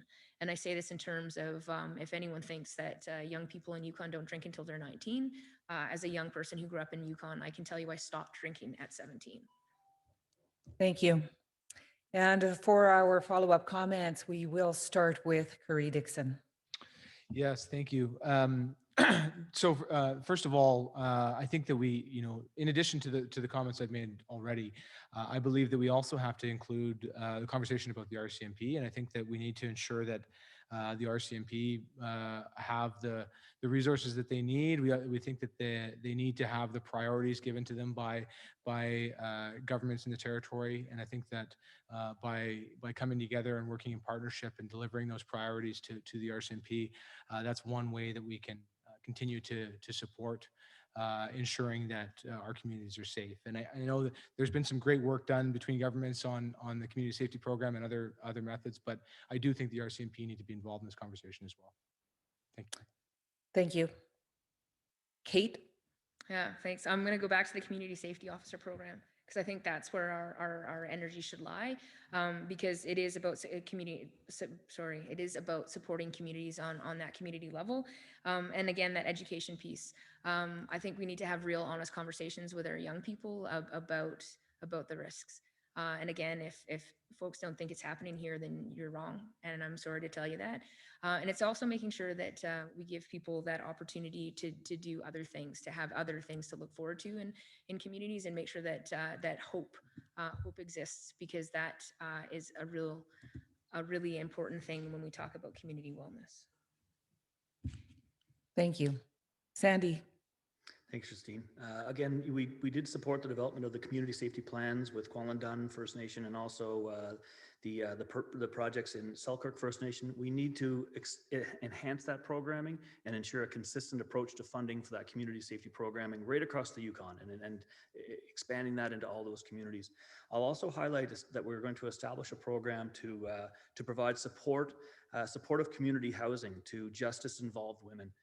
This will be gender responsive, culturally sensitive, and trauma informed, which is part of our commitment to increase the community safety and justice through the Yukon's Murdered and Missing Indigenous Women and Girls and Two-Spirited strategy that the women's organizations right across the Yukon have led Canada in. And I want to give credit as well to Minister McLean for her hard work in this file, but also the women's organizations who really led Canada in an extremely important and difficult conversations. And we want to turn that conversation to hope. Thank you.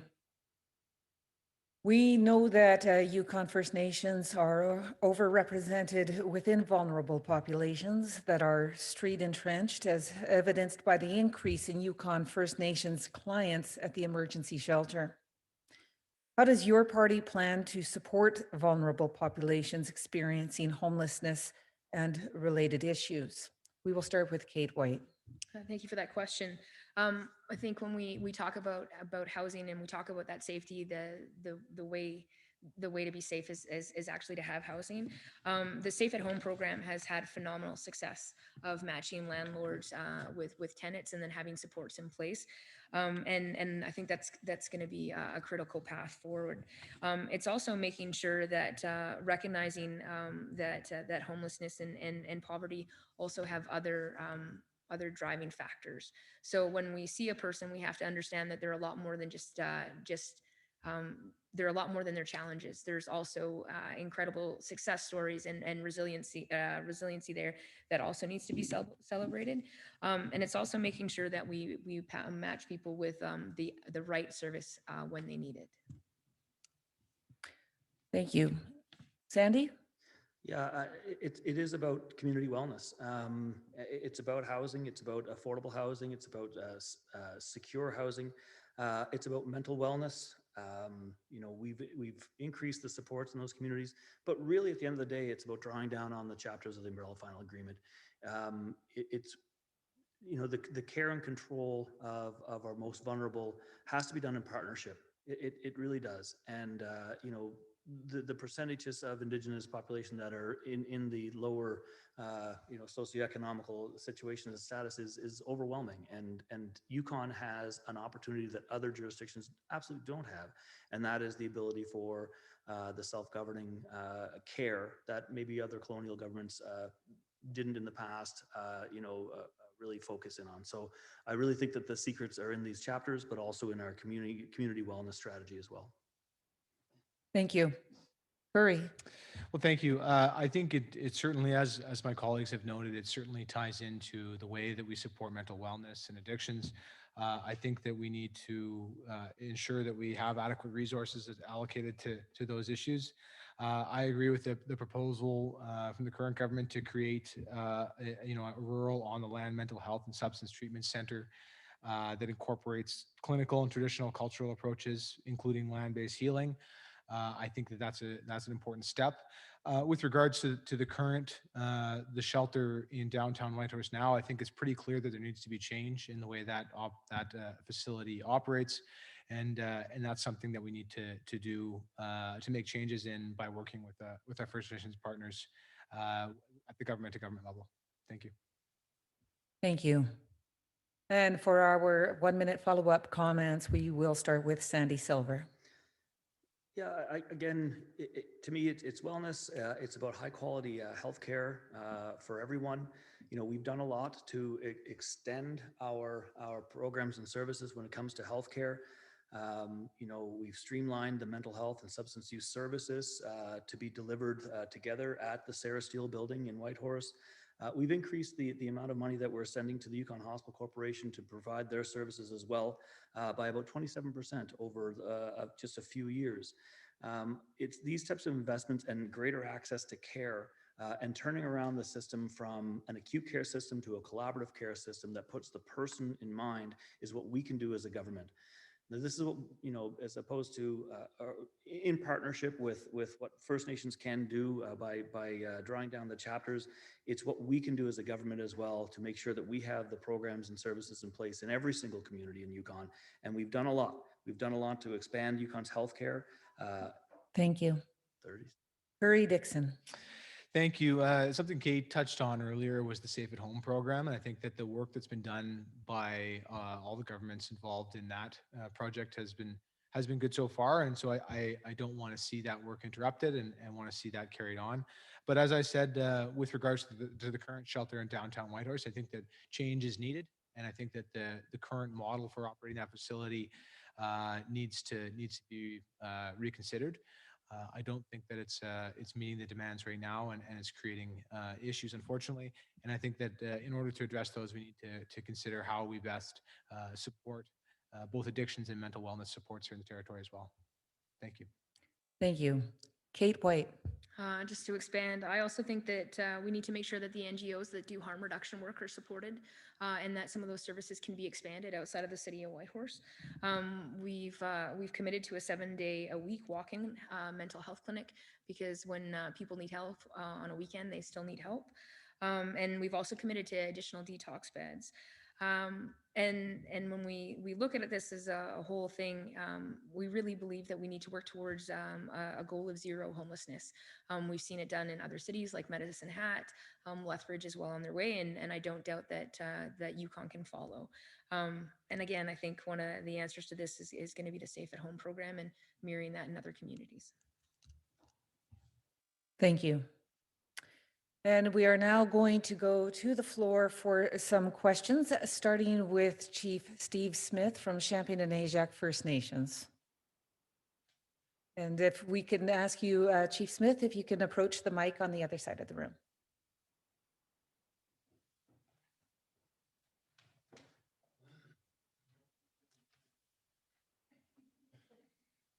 First of all, just an opening comment. We see a lot of the negatives happening on Facebook and on social media and in the media about how people are mistreating our politicians and as leaders. This is something that for me, is a critical issue that we have to address as a whole and as a whole community. We are not like that in Yukon. We do not chase people off of our properties or threaten people or talk down to them because they support one issue or another. I just want to make sure that from myself and from Champagne Ajax First Nation, and I think I speak on the rest of the Yukon First Nation leadership, that we are here in support of the governance of the Yukon, and that means we support whatever party, whenever they lead, in whatever way they lead. We may not necessarily support and be in complete compliance with regard to the policies that they decide that they want to follow, but we always have to hold one another up in a way that is unassailable. Everybody coming and standing and talking before us, whether they be our local candidates or the leaders themselves, are honorable people, and I want to make sure that you know from us that we believe that you are honorable people. Thank you for that. Yukon First Nations are on the cusp of revitalizing their languages. Science there's no longer any debate in education or in science that the more languages a young person learns when they're at a critical young age, the more they actually are better suited to tackling the challenges of school and education. And one of the things that we are asking, that in 8 of the First Nation languages, which is almost all, is all of the First Nation languages in the Yukon, are in a critical state, many of which have very few speakers, 10 or less. And, you know, when we see commitments over the past number of years, and this is all parties, $6 million a year spent on Yukon First Nation languages. And I know firsthand of a young lady who spent 8 years in school taking First Nation language courses, and she doesn't know how to put a sentence together in her own language. So is that a feel-good program or is that a do-good program? And what we're asking is from each of you, do you support the revitalization? I'm not talking about preservation. We're not talking about speakers talking about it and then it's put away for somebody to hear 50 years from now. What I'm talking about is revitalizing the language so that our young people 50 years from now are going to be conversing in their languages, in their communities, and the languages are going to be the language of business within their communities. That's what I'm talking about. And I want to hear your party's commitment to First Nation languages and the revitalization of First Nation languages in the Yukon Territory. Oh, geez. Johnny Thun, Chief Smith. We will start with Curry Dixon. Well, thank you. And thank you for your words, Chief Smith, and for your initial comments there as well. I can tell from the visible response from all of us that I'm sure that we'll all agree on this one very much, that we certainly agree with that resources, attention need to be placed on revitalizing languages here in the territory. I totally agree that that doing so is critical to improving the outcomes for our students.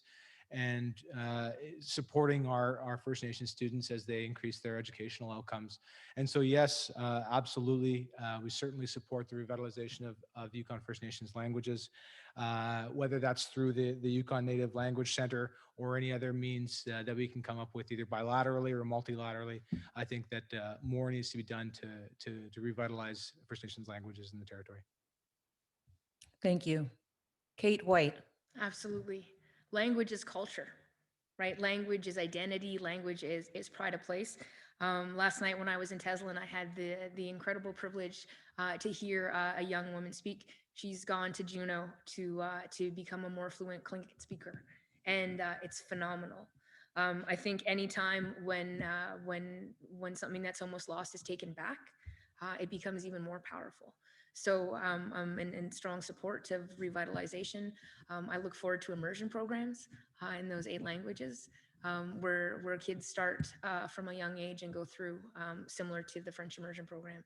And I say that only in terms of you can grow up as an Anglophone and be fluently bilingual with that kind of concentration. So absolutely, it will be a beautiful thing when we're not talking about losing languages, but building. Thank you. Sandy Silver. One of my, a job that I had in Dawson in my first year there was to digitize the tapes of language bearers, language holders in Han, in the Tronquichin, and to see the Han language program flourish under Alison Anderson at the Robert Service School, and to give self-worth to individuals, it's unbelievable how empowering that is. One of the first things we did in government was take our responsibility for language and give it to, where it was supposed to be, with First Nations governments. That was one small step, but that's exactly what we need to continue to do. Our candidate in your traditional territory, Chief, Luke Campbell, is a language holder, and he is bound and determined to continue on this commitment for us to work in partnership with First Nations governments to make sure that we do more. A colonial government is not going to do half as good of a job as the First Nations, as we draw down on self-governing agreements like Tronquichin 17.7, for example. Thank you. And for follow-up comments, we will begin with Kate White. There's just so much hope in that concept of language revitalization. And again, I just look forward to the day when it's commonplace, and when you can hear people conversing in one of those 8 languages, and it's not unusual, but an everyday situation. So we will get there, especially with leadership like we see in this room. Thank you. Sandy Silver. Yeah, I think we're violently agreeing with each other on this one. So I'll turn my comments to your first comments as well. The sign of a civil society is not how well we agree, but how well we disagree. And I have a lot of respect for the 2 colleagues that I have here at this table, and for every single candidate that is running in this territorial election, and also in First Nations elections. I don't know how First Nations do it. You have family involved in politics as well. It's got to be even twice as hard as what's happening up here. But again, the respect that we've been given at the Yukon Forum as well from the chiefs has been really humbling. And it's the only way that we move forward is respectful dialogue, tough conversations for sure, but we need that respectful dialogue. So I want to thank you for your opening statement as well, Chief Smith. Thank you. Burry Dixon. Here, here. I agree with everything that's been said so far. Language is powerful, and I agree with everything that's been said so far. I don't have anything further to add. Thank you. Our next question will come from Chief Doris Bill, Chief of Kwonlindun First Nation.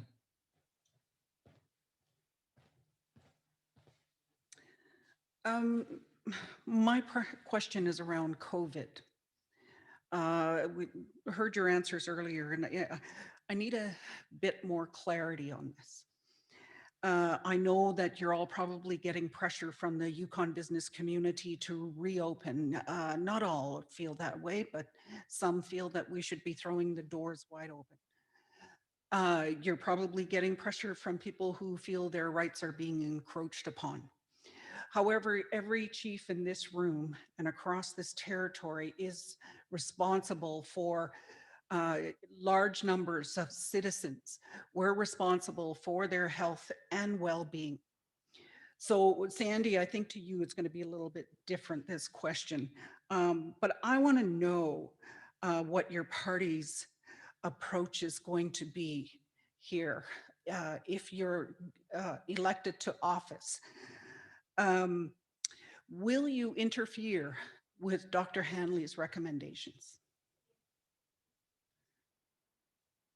And for Sandy, Yukon Party keeps talking about benchmarks and timelines for reopening.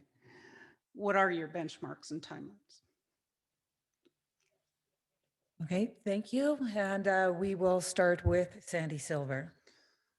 Thank you, Chief Bill. I've been getting pressure since day one. I remember the hardest thing I ever did was canceling the Arctic Winter Games, and I was pressured at that point.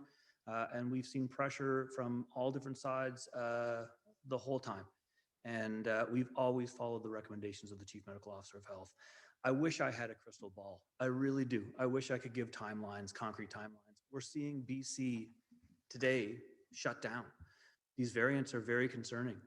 We have a great chief medical officer and a great team at that in that department. We'll continue to follow, and we'll continue to do it safely, and we'll continue to do it by partnering with the First Nations governments and the municipalities as well. And conversations and communication is key. And you know, again, other jurisdictions that have opened up too early because of pressure, they are suffering the consequences now. So I think our approach has been moderate, has been progressive. But at the same time, safety is the ultimate goal. And if we keep with safety as the ultimate goal, we will have an economy. Thank you. Curry Dixon. Well, thank you very much, and thank you for your comments, Chief Bill. With regards to our commitment, the first aspect of our commitment is that we would need to sit down with the Chief Medical Officer of Health and seek his advice, and so that certainly is the starting point for any discussion around reopening and how that would be done. So that's a starting point. With regards to timelines and benchmarks, what we have said over and over is that we want to see more information. We want to see a clear sense of how decisions will be made, when they'll be made, and giving Yukoners the information that they've been asking for. And so in particular, I think what that looks like now is you know, how the vaccination program continues to roll out, and at what point does you know, do restrictions begin to be lifted once certain thresholds of vaccination are met. Thank you. Kate White. Thank you, Chief Bill. In positions of leadership, you at times face great pressures. And so I don't envy what happened with Sandy and the last year at all. And I made the decision never to question the decisions that were coming from the Chief Medical Officer of Health and from the government at the time, because I did not need to fuel the insecurity or the fear that existed. My job was to support and to share as much information as possible and make sure that people understood. Because had the shoe been on one of my feet, I would have hoped that I would have been supported by my colleagues in a way that no one ever could have anticipated. So I am not a doctor. That's what I've said for the last year, and I trust the guidance of the Chief Medical Officer of Health and the epidemiologists and the team that he has. Thank you. And for follow-up comments, we will start with Curry Dixon.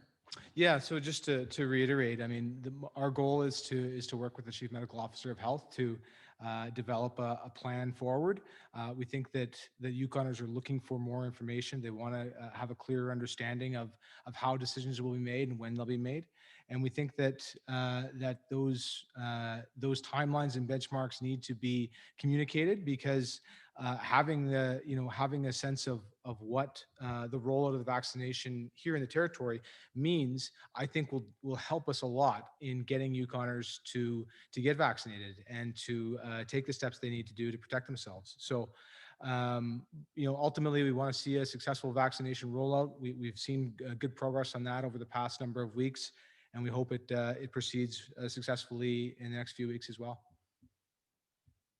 Thank you. And Kate? Thanks. Just to add to that, the questions that I did have when I had the opportunity to speak with the Chief Medical Officer of Health, they were held in non-public ways.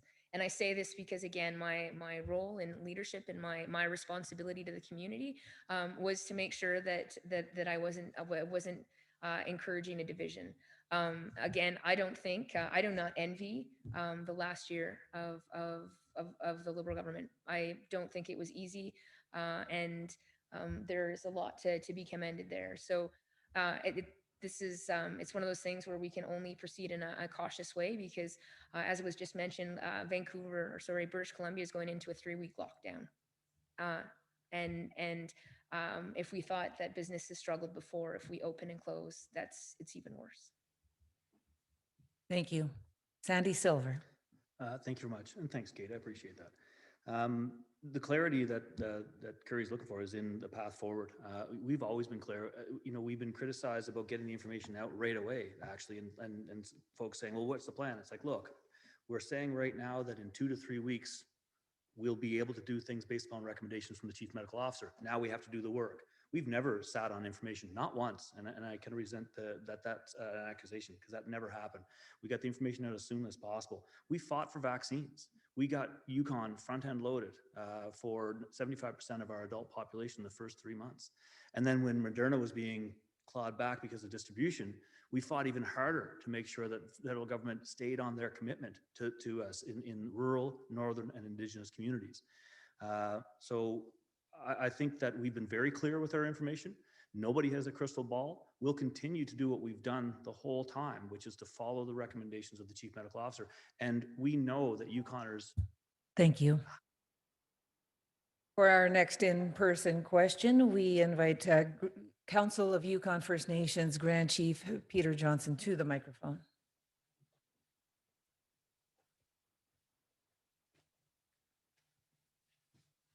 Just want to say good night, or good evening, I should say. I'm leaving. I'm done. No, sorry. Just want to say thank you very much to the respective leadership at the front for their time tonight, along with our leadership in the room. Intergovernmental relations has been a key to our success over the last mandate, and we've had a very open and honest dialogue. We've advanced a lot of our priorities. It is the commitments that are made out of the implementation of our agreements. How would your party what would your party do to commit to that everlasting relationship that we are going to be in, and to improve and to utilize tools such as the Yukon Forum and the leadership tables, not only to advance our positions as a collective, but equally important to hear our voice as Yukon First Nations? Thank you. And we will start with Kate White. Thank you so much for that question. One of the things that has been taught to me over and over and over again, and shown to me over and over and over again, is that the umbrella final agreement is Yukon's agreement. It benefits all Yukon. It doesn't just benefit one over the other, and it belongs to all of us. And so we do have that responsibility to continue to work on those intergovernmental relationships. The Yukon Forum, it's a great thing that it's come back. And again, I look for leadership from those who have been participating in them in the last 4 years about things that may work better in different ways. Again, having not attended one, it's hard to speak about. But I really believe that in our belief of the importance of final agreements in the UFA is the understanding that it belongs to all Yukon. And so we have a responsibility to support that process, because it's to the benefit of all Yukoners, and together, I mean, we're stronger, right? When we see development corporations really taking. Thank you, Kate. Sandy Silver. Thanks for the question, Grand Chief. We've worked very, very hard in the last 4.5 years, and I'm going to give you credit for starting us in the right direction. The first Yukon Forum, we're a lot of strangers, and I don't mean the chiefs and the ministers. I mean the public servants of the governments to which we all serve. And it was under your leadership that we decided, let's start with some low-hanging fruit to build up the rapports. And by doing that, all of a sudden, we saw people become colleagues. And 16 working groups later, JSEC happening, all of these, like when we're away, the governments are working together already. So we're just going to riff on that success, to keep on that success. The last forum that we had, we talked about how the Yukon Forum moves forward. What does it look like? I mean, let's keep what works, but let's start augmenting it. Let's make it even more effective and efficient. One of my suggestions is that we use one specific one for Yukon Days so that we really have a powerful voice when we go hand in hand to Ottawa. Thank you. Hurry Dixon. Well, thank you. So in 2017, when the new government, the current government, I should say, reached out to Yukon First Nations, they signed an intergovernmental declaration and reestablished the Yukon Forum. I think that was a really good step, and I think it was a necessary step that corrected some of the relationship that had fallen off the rails towards the tail part of our last time in government. And so my commitment is to carry on with that momentum, and we want to see that continue. We want to see that 2017 intergovernmental declaration renewed if we're successful after this election, and we want to ensure that we make the commitment very clearly that we'll participate in the 4 Yukon forums a year, and the good work that's been done to work together in representing Yukon's interest to the federal government. I think that based on that, we want to develop a joint action plan for shared priorities that builds on the work that's been done to date. We don't. Thank you. For our follow-up comments, we will start with Sandy Silver. Sorry, on the form again? Oh, yeah, sorry. Yeah. I thought you said closing, sorry. Yeah, again, so there's just so much good work being done already with intergovernmental relations and internally in our government as well.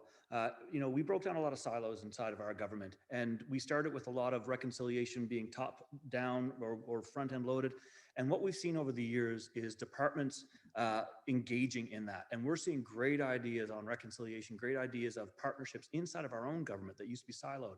So whether it's partnering with intergovernmental relations with the First Nations, municipalities, or how we interact with the federal government as well, we have moved mountains together. And that is not necessarily only just our success, but the success of the chiefs who have opened up their hearts to our government as well, which must be hard with a colonial government approach. I've learned so much over the years. My first conversation about education to the last, I have grown so much because of the partnerships that we've made.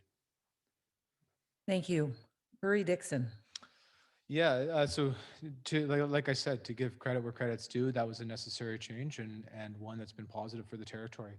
And I don't want to see an election and a change of government halt that momentum. So my commitment is to carrying on with the good work that's been done and to build on it.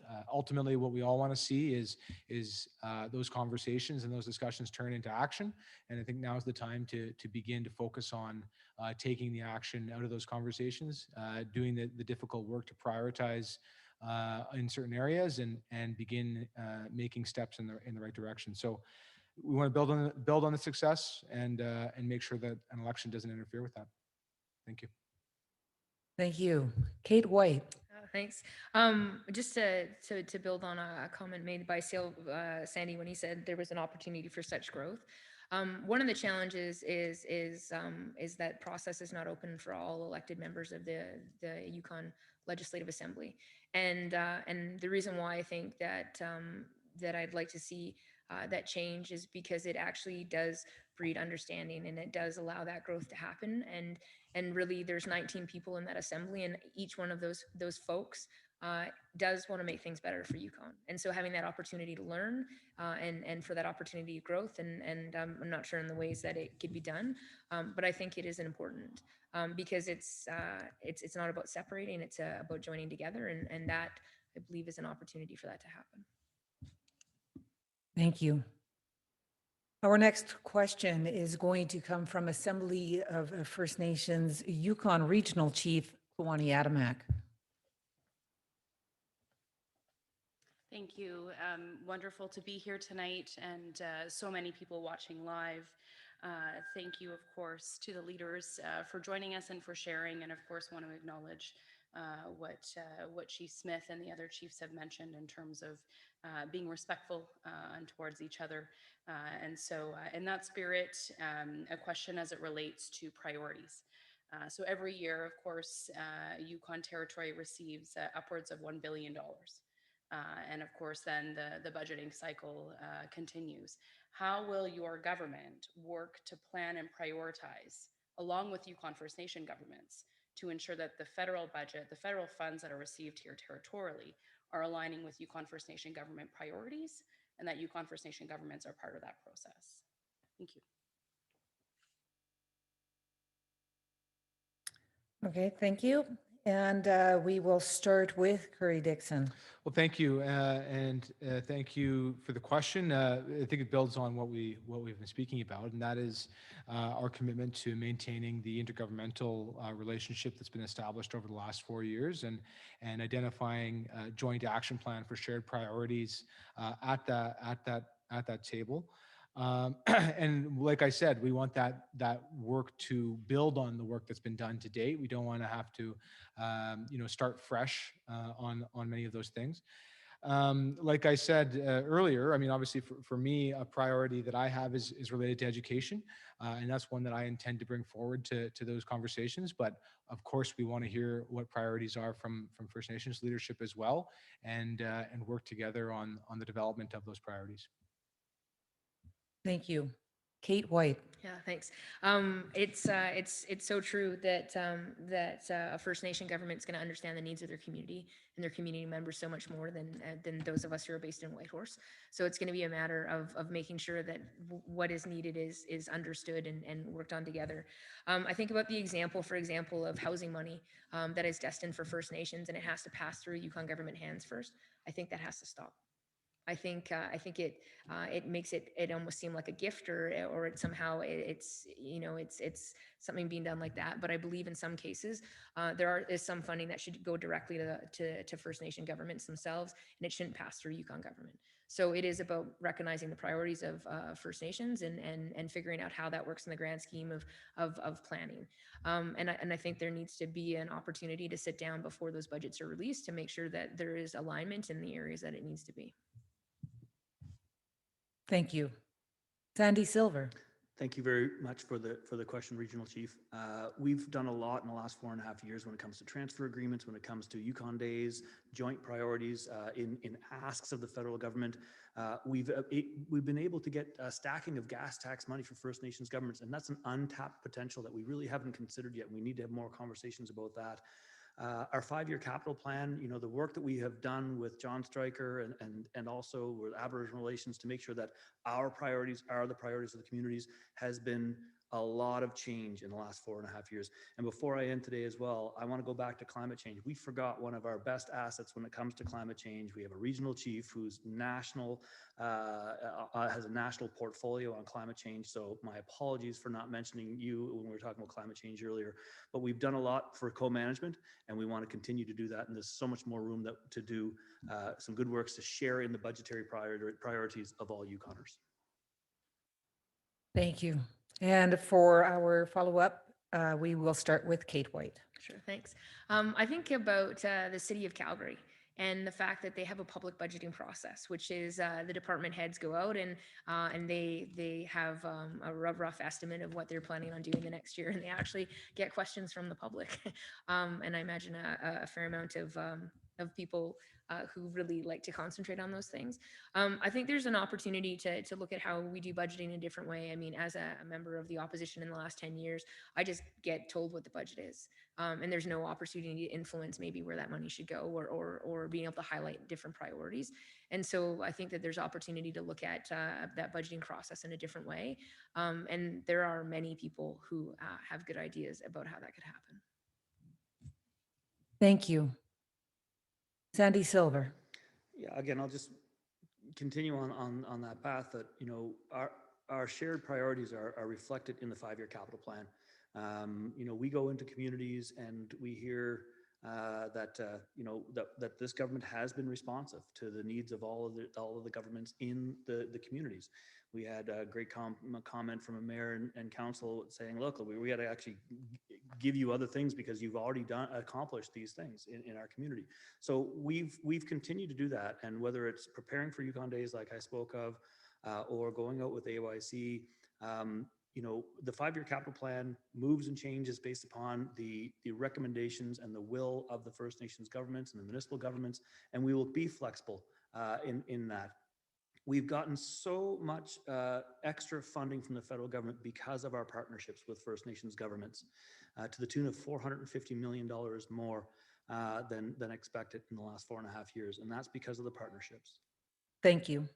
Curry Dixon. The only thing that I wanted to add was that I think that we need to,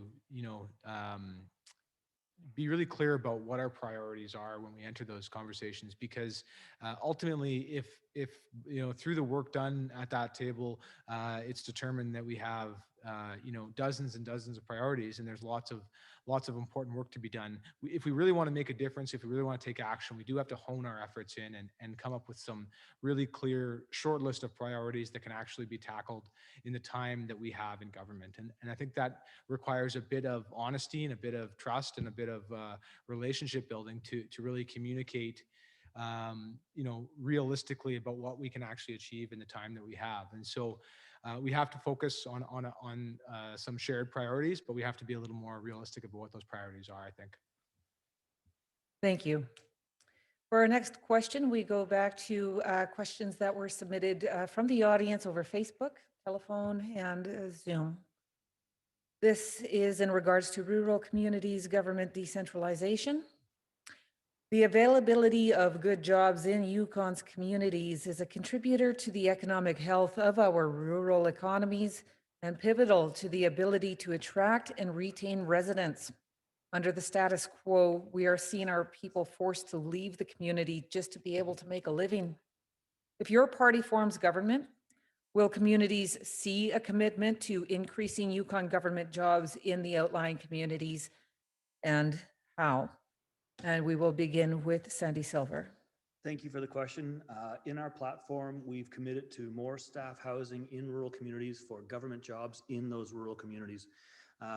We also created the Breaking Trail Together public service plan to make sure that our government reflects the realities of the population and cultures in the Yukon, including making sure that we up our First Nations representations, Yukon First Nations representation in our governments. So our platform has made that commitment to not only increasing the percentages of the population, but also the rural communities as well. We've seen, for simplicity's sake, some of the government jobs being taken back into Whitehorse, and to me that is the wrong approach. We need to see a realization of the sophistication of the communities and the human resources that we do have in our rural communities when it comes to a lot of the programming that we do and the mandates that we put forward. Thank you. Curry Dixon.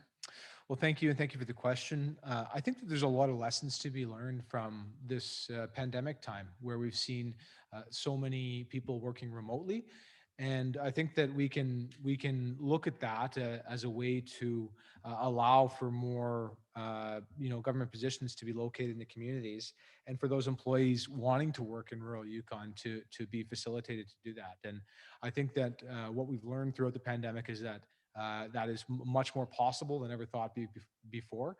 I don't think we want to get into the position where we're, forcing people to move out to communities. I think people who want to live in the communities should be enabled to, but that has to be done in a coherent way and through a clear strategy. And so that's why I think that we need to identify positions as people retire and as people move that can be located in the communities, and of course that would include giving a preference to rural and First Nations Yukoners. Thank you. Kate White. This is a fantastic day. This is a fantastic day because this has been a pet issue of mine for a number of years, and now you have the commitment from 3 parties. So that means Yukon, you can have good Yukon government jobs in the community you live. And that is something that we should celebrate. It brings economic prosperity to communities. It brings families, it brings kids to school, and it means that you can choose to live where you want to live. So if you are from the Champagne-Ajac First Nations, you can work and live in your traditional territory while working for Yukon government. The pandemic has shown us that that is possible, and I'm so excited to hear the commitment here. And it's good that going forward that this is going to be a possibility. So it's an exciting day in Yukon. Thank you. For follow-up comments, we will start with Curry Dixon. Well, I'll do my best to emulate the enthusiasm of my colleague on this one, but I don't think I'll be able to. Uh, ultimately, we agree that that more can be done to push both investment and jobs into the communities. I'm not sure if we're on the same page exactly when it comes to the degree to which that could happen, but I think we need to find a way to create those opportunities in throughout our communities in the territory. And I think that we've learned a lot of lessons through the pandemic about how we can do that. So I appreciate the agreement on this issue. Thank you. Kate White. Yeah, in the late 80s and early 90s, there were offices, Yukon government offices with multiple people that worked in different communities. When we saw the federal government cut Parks Canada jobs from Haines Junction, we saw a crisis in that community when they lost those jobs because of what it meant economically. Really, this is just an opportunity. This is an opportunity to do things better, and the pandemic has taught us that people can work remotely and they can do it very well. So this is an exciting time. Thank you. And Sandy Silver. Thank you very much.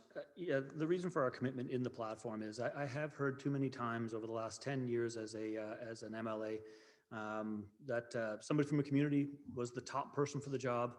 Congratulations, you got the job. And the person would say, so I can do it for my community? No, the job's in Whitehorse. So we have to do better. And so our commitment in the platform is to increase not only the capabilities and the availability of those jobs in rural communities, but we also have to step up the staff housing as well in those communities. So there's money in our current budget for it. It's in our platform. It's a commitment that we've made, and we want to, and it's one of those commitments that is easy to be made when you know the skill sets of the individuals in those rural communities. It's there. And so that's the important piece, and very excited that we have three parties all agreeing to this one. Thank you. And we are hearing a lot of consensus and mutual support on numerous issues discussed tonight from all of the candidates. Describe what differentiates your party from the others and why Yukon First Nations should vote for you. We will begin with Kate White. Thank you so much. There are similarities amongst us, but there are vast differences as well. Today, I was really pleased to be joined by 5 Indigenous candidates as we announced that we will adopt the United Nations Declaration on Rights of Indigenous People into legislation in Yukon to make sure that legislation in Yukon matches those intentions in that. We believe that First Nations as partner governments have the ability to both withhold and give consent to projects in their traditional territories. And we believe that one government shouldn't supersede the other in those decisions, and that will be a key difference about us. Thank you. Sandy Silver. I think the key difference with our government is we've campaigned and successfully last time informed government over the environment and the economy. You don't have to pick one or the other. We also, when it comes to UNDRIP, that's an interesting one as well. We know that all three parties did support a motion when the Yukon Party was in government in 2014. Since then, though, the Yukon Forum has had several conversations with chiefs about UNDRIP, and there is mixed responses from the governments that we speak to at that table. The federal bill to implement the declaration was introduced in the House of Commons and after a compressed week. And there's lots of questions because it is silent on self-governing. This didn't allow a lot of time for us to have those conversations. This is C-15 is a bill, but it's not going to be a law. The final agreements are law. This is the difference between us and what Kate is saying as far as just unilaterally accepting on behalf of the First Nation governments UNDRIP. That's not how we work as a government. We're going to continue the dialogue with the First Nations because there is a lot of controversy on this. Thank you. Curry Dixon. Well, thank you very much. As I said before, I certainly recognize that there was a needed reset in the relationship between Yukon government and First Nations governments that occurred in 2016 and 17, and we want to build on that work that's been done since then. But obviously, you don't need to look too far beyond our respective platforms to see where we differ. Certainly, we have a different approach when it comes to the universality of early learning and child care support programs, We disagree about the way that energy assets should be owned. We disagree about the way that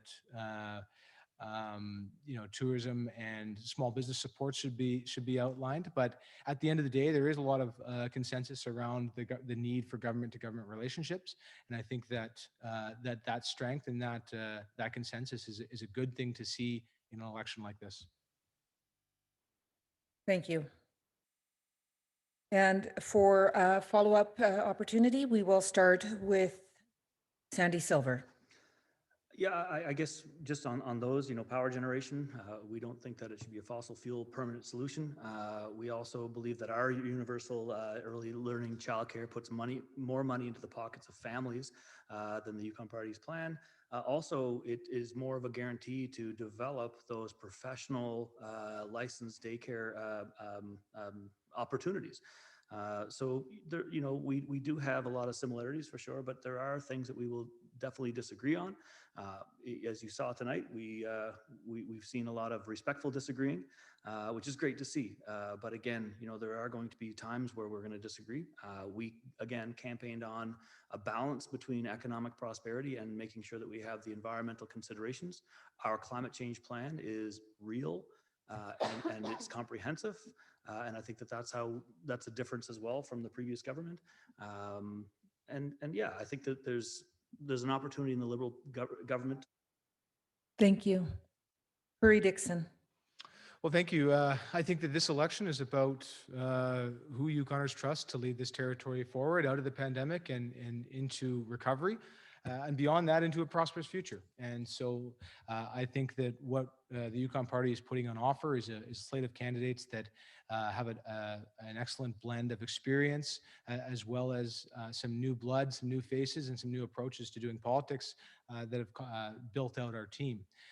Combined with that, we have a vision for the next 4 years that is forward-looking and focused on the future and not the past.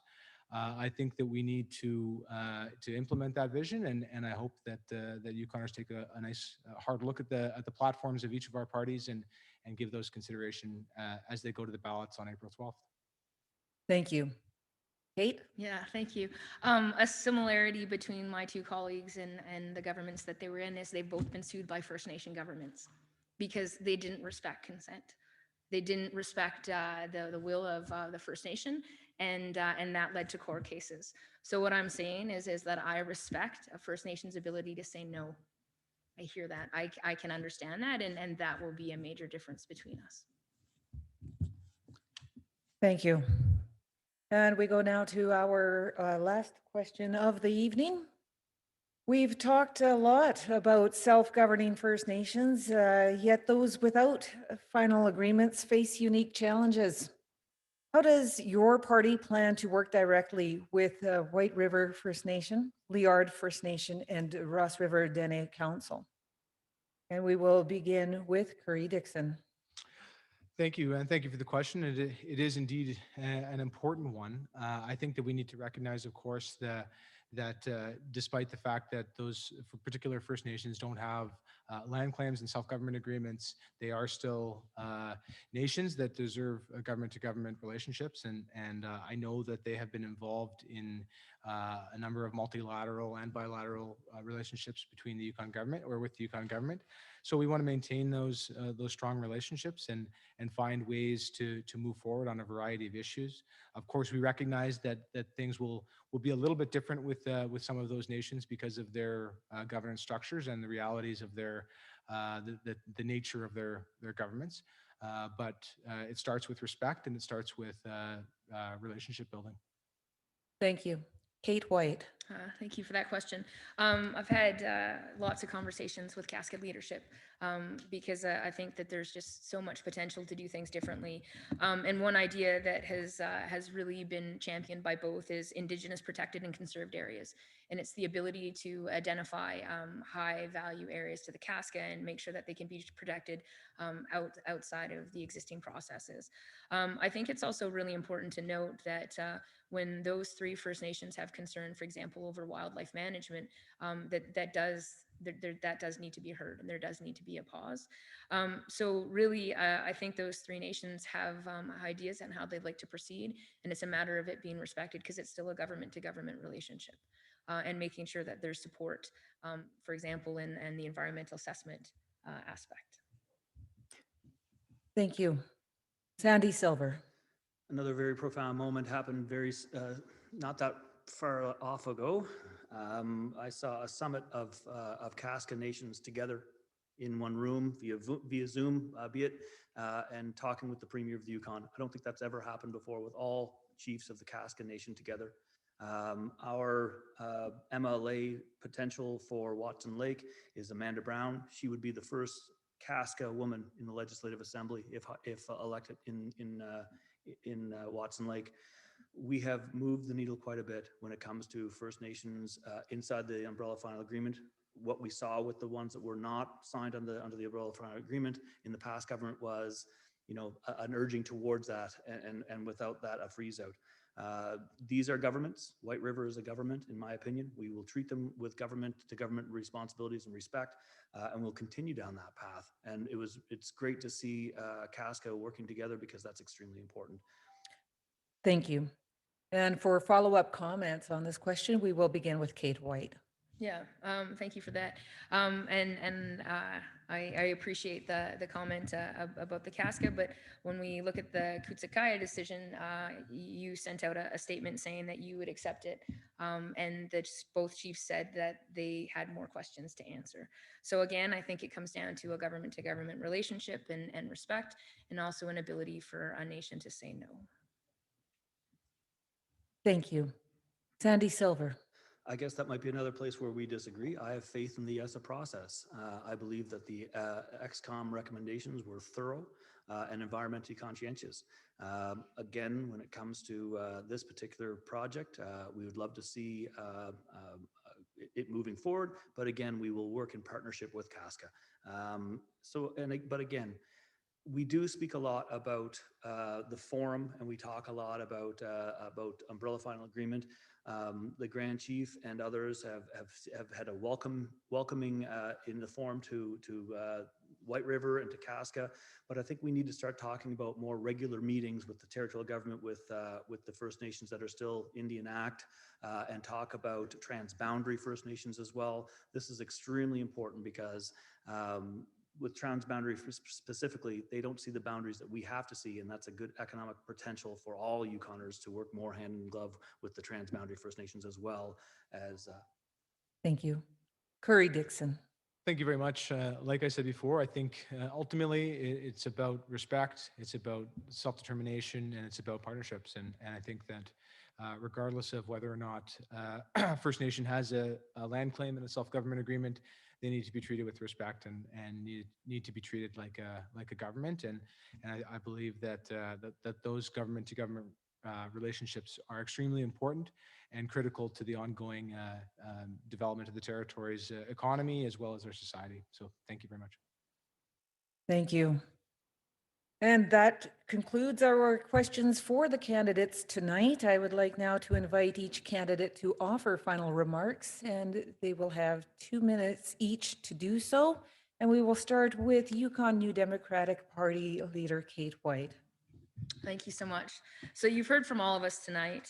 I want to thank you for your thoughtful questions and, of course, the engaging debate up here at the table. So I believe that there's a lot at stake in this election when you have a choice to make. So I've been an MLA for 10 years, and I've seen 2 different governments. But no matter the government, I've seen people face the same struggles with housing, with accessing mental health, with an education system that doesn't close the gaps between Indigenous and non-Indigenous children. And I've seen governments, no matter the color, come short on tackling climate change. And I've seen too many court cases because Yukon government has yet to treat First Nation governments as equals and accept no as an answer. So that's why I'm here today.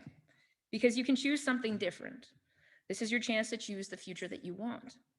Imagine a Yukon where development projects go ahead only with the consent of affected First Nations, where we invest in fighting climate change and protecting our environment now and for 7 generations.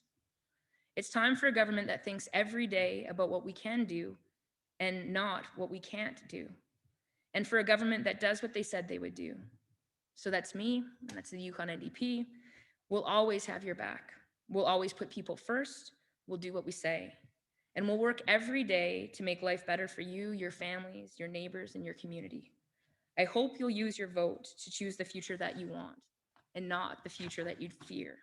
Your vote is your voice, so I would be honored to earn your support. Thank you. Masicho Gunischish. Thank you. Next, we will hear from Yukon Liberal Party leader Sandy Silver. Thanks, Christine. And thanks everybody for listening in tonight. I know it's been 3 hours and it's great to see everybody still engaged. I really appreciate the time tonight. It was a great opportunity. Our Liberal team is extremely strong and we are ready to keep on going with our commitments. You have put a lot of investment into me as the Premier and to my team of ministers, and now is not the time to switch horses. We've heard tonight from right across from both parties that a lot of good progress has been made. And we want to continue on that progress. We're not always going to agree, that's for sure. That's honest. But what we are going to do is continue on this path of building a future, a brighter future together. And I really believe that there's too much at stake right now as we go from relief to recovery for COVID, as we continue on the First Nations procurement file, as we continue on drawing down the umbrella final agreement chapters. There's too much at stake right now for you to have to retrain another government. Thank you very much for your time tonight. Thank you. And next, we will hear from Yukon Party leader Curry Dixon. Well, thank you. And thank you to CYFN for hosting this event tonight. And thank you all for being here and for sticking around. As Sandy said, it's been it's a testament to the importance of these issues that there's so much interest online and here in the room as well. This election is about who leads the territory forward over the next 4 years and who will lead us to implement the work and partnerships that are so important to the future of our territory. We recognize that none of this can be done without a strong government-to-government relationships with First Nations. A relationship built on trust, respect, and recognition that we not only can do better, but that we have to do better. Our Yukon Party team is committed to rebuilding, repairing, and strengthening these relationships. As the leader, I'm committed to listening and working in close partnership with First Nations for the betterment of our territory. And I know that hasn't always been the case, but under my leadership, the Yukon Party is going to be better. This is a priority for us, and it's a priority because it's the right thing to do. So I look forward to what lies ahead for Yukon over the next 4 years and charting that path forward together. Thank you. Thank you. And to close the event, I've been asked to deliver a prayer in language. And the language that I am going to be delivering it in is Tagish. Because of some of the topics here tonight, because of the extensive work that is involved in having brought me to this very elementary level yet, I do want to say thank you to some people for what you are about to hear. And that includes the Yukon Native Language Center and the work they do with the resources that they have, Council of Yukon First Nations Education Directorate, the late Mrs. Angela Sidney, the late Mrs. Lucy Wren, and especially my language mentor, Eshma, Dura, my mother, you may know her as Shirley Adamson.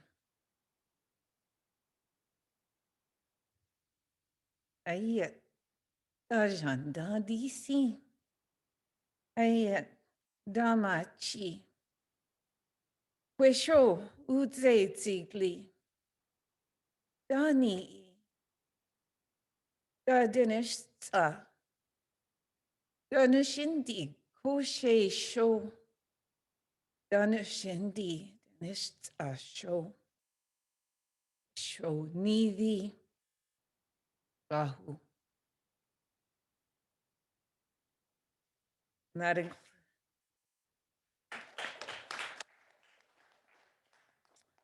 That concludes our event this evening. I want to extend a sincere thanks to the candidates for joining us tonight and to all those that tuned in to hear from the candidates.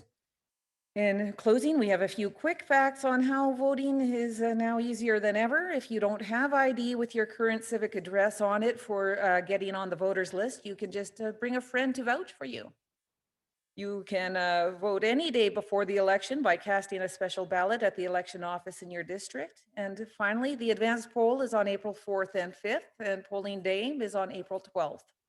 Visit the dedicated election page on cyfn.ca for detailed election information or contact Elections Yukon. Thank you very much, Nissan. Drive safe and take care.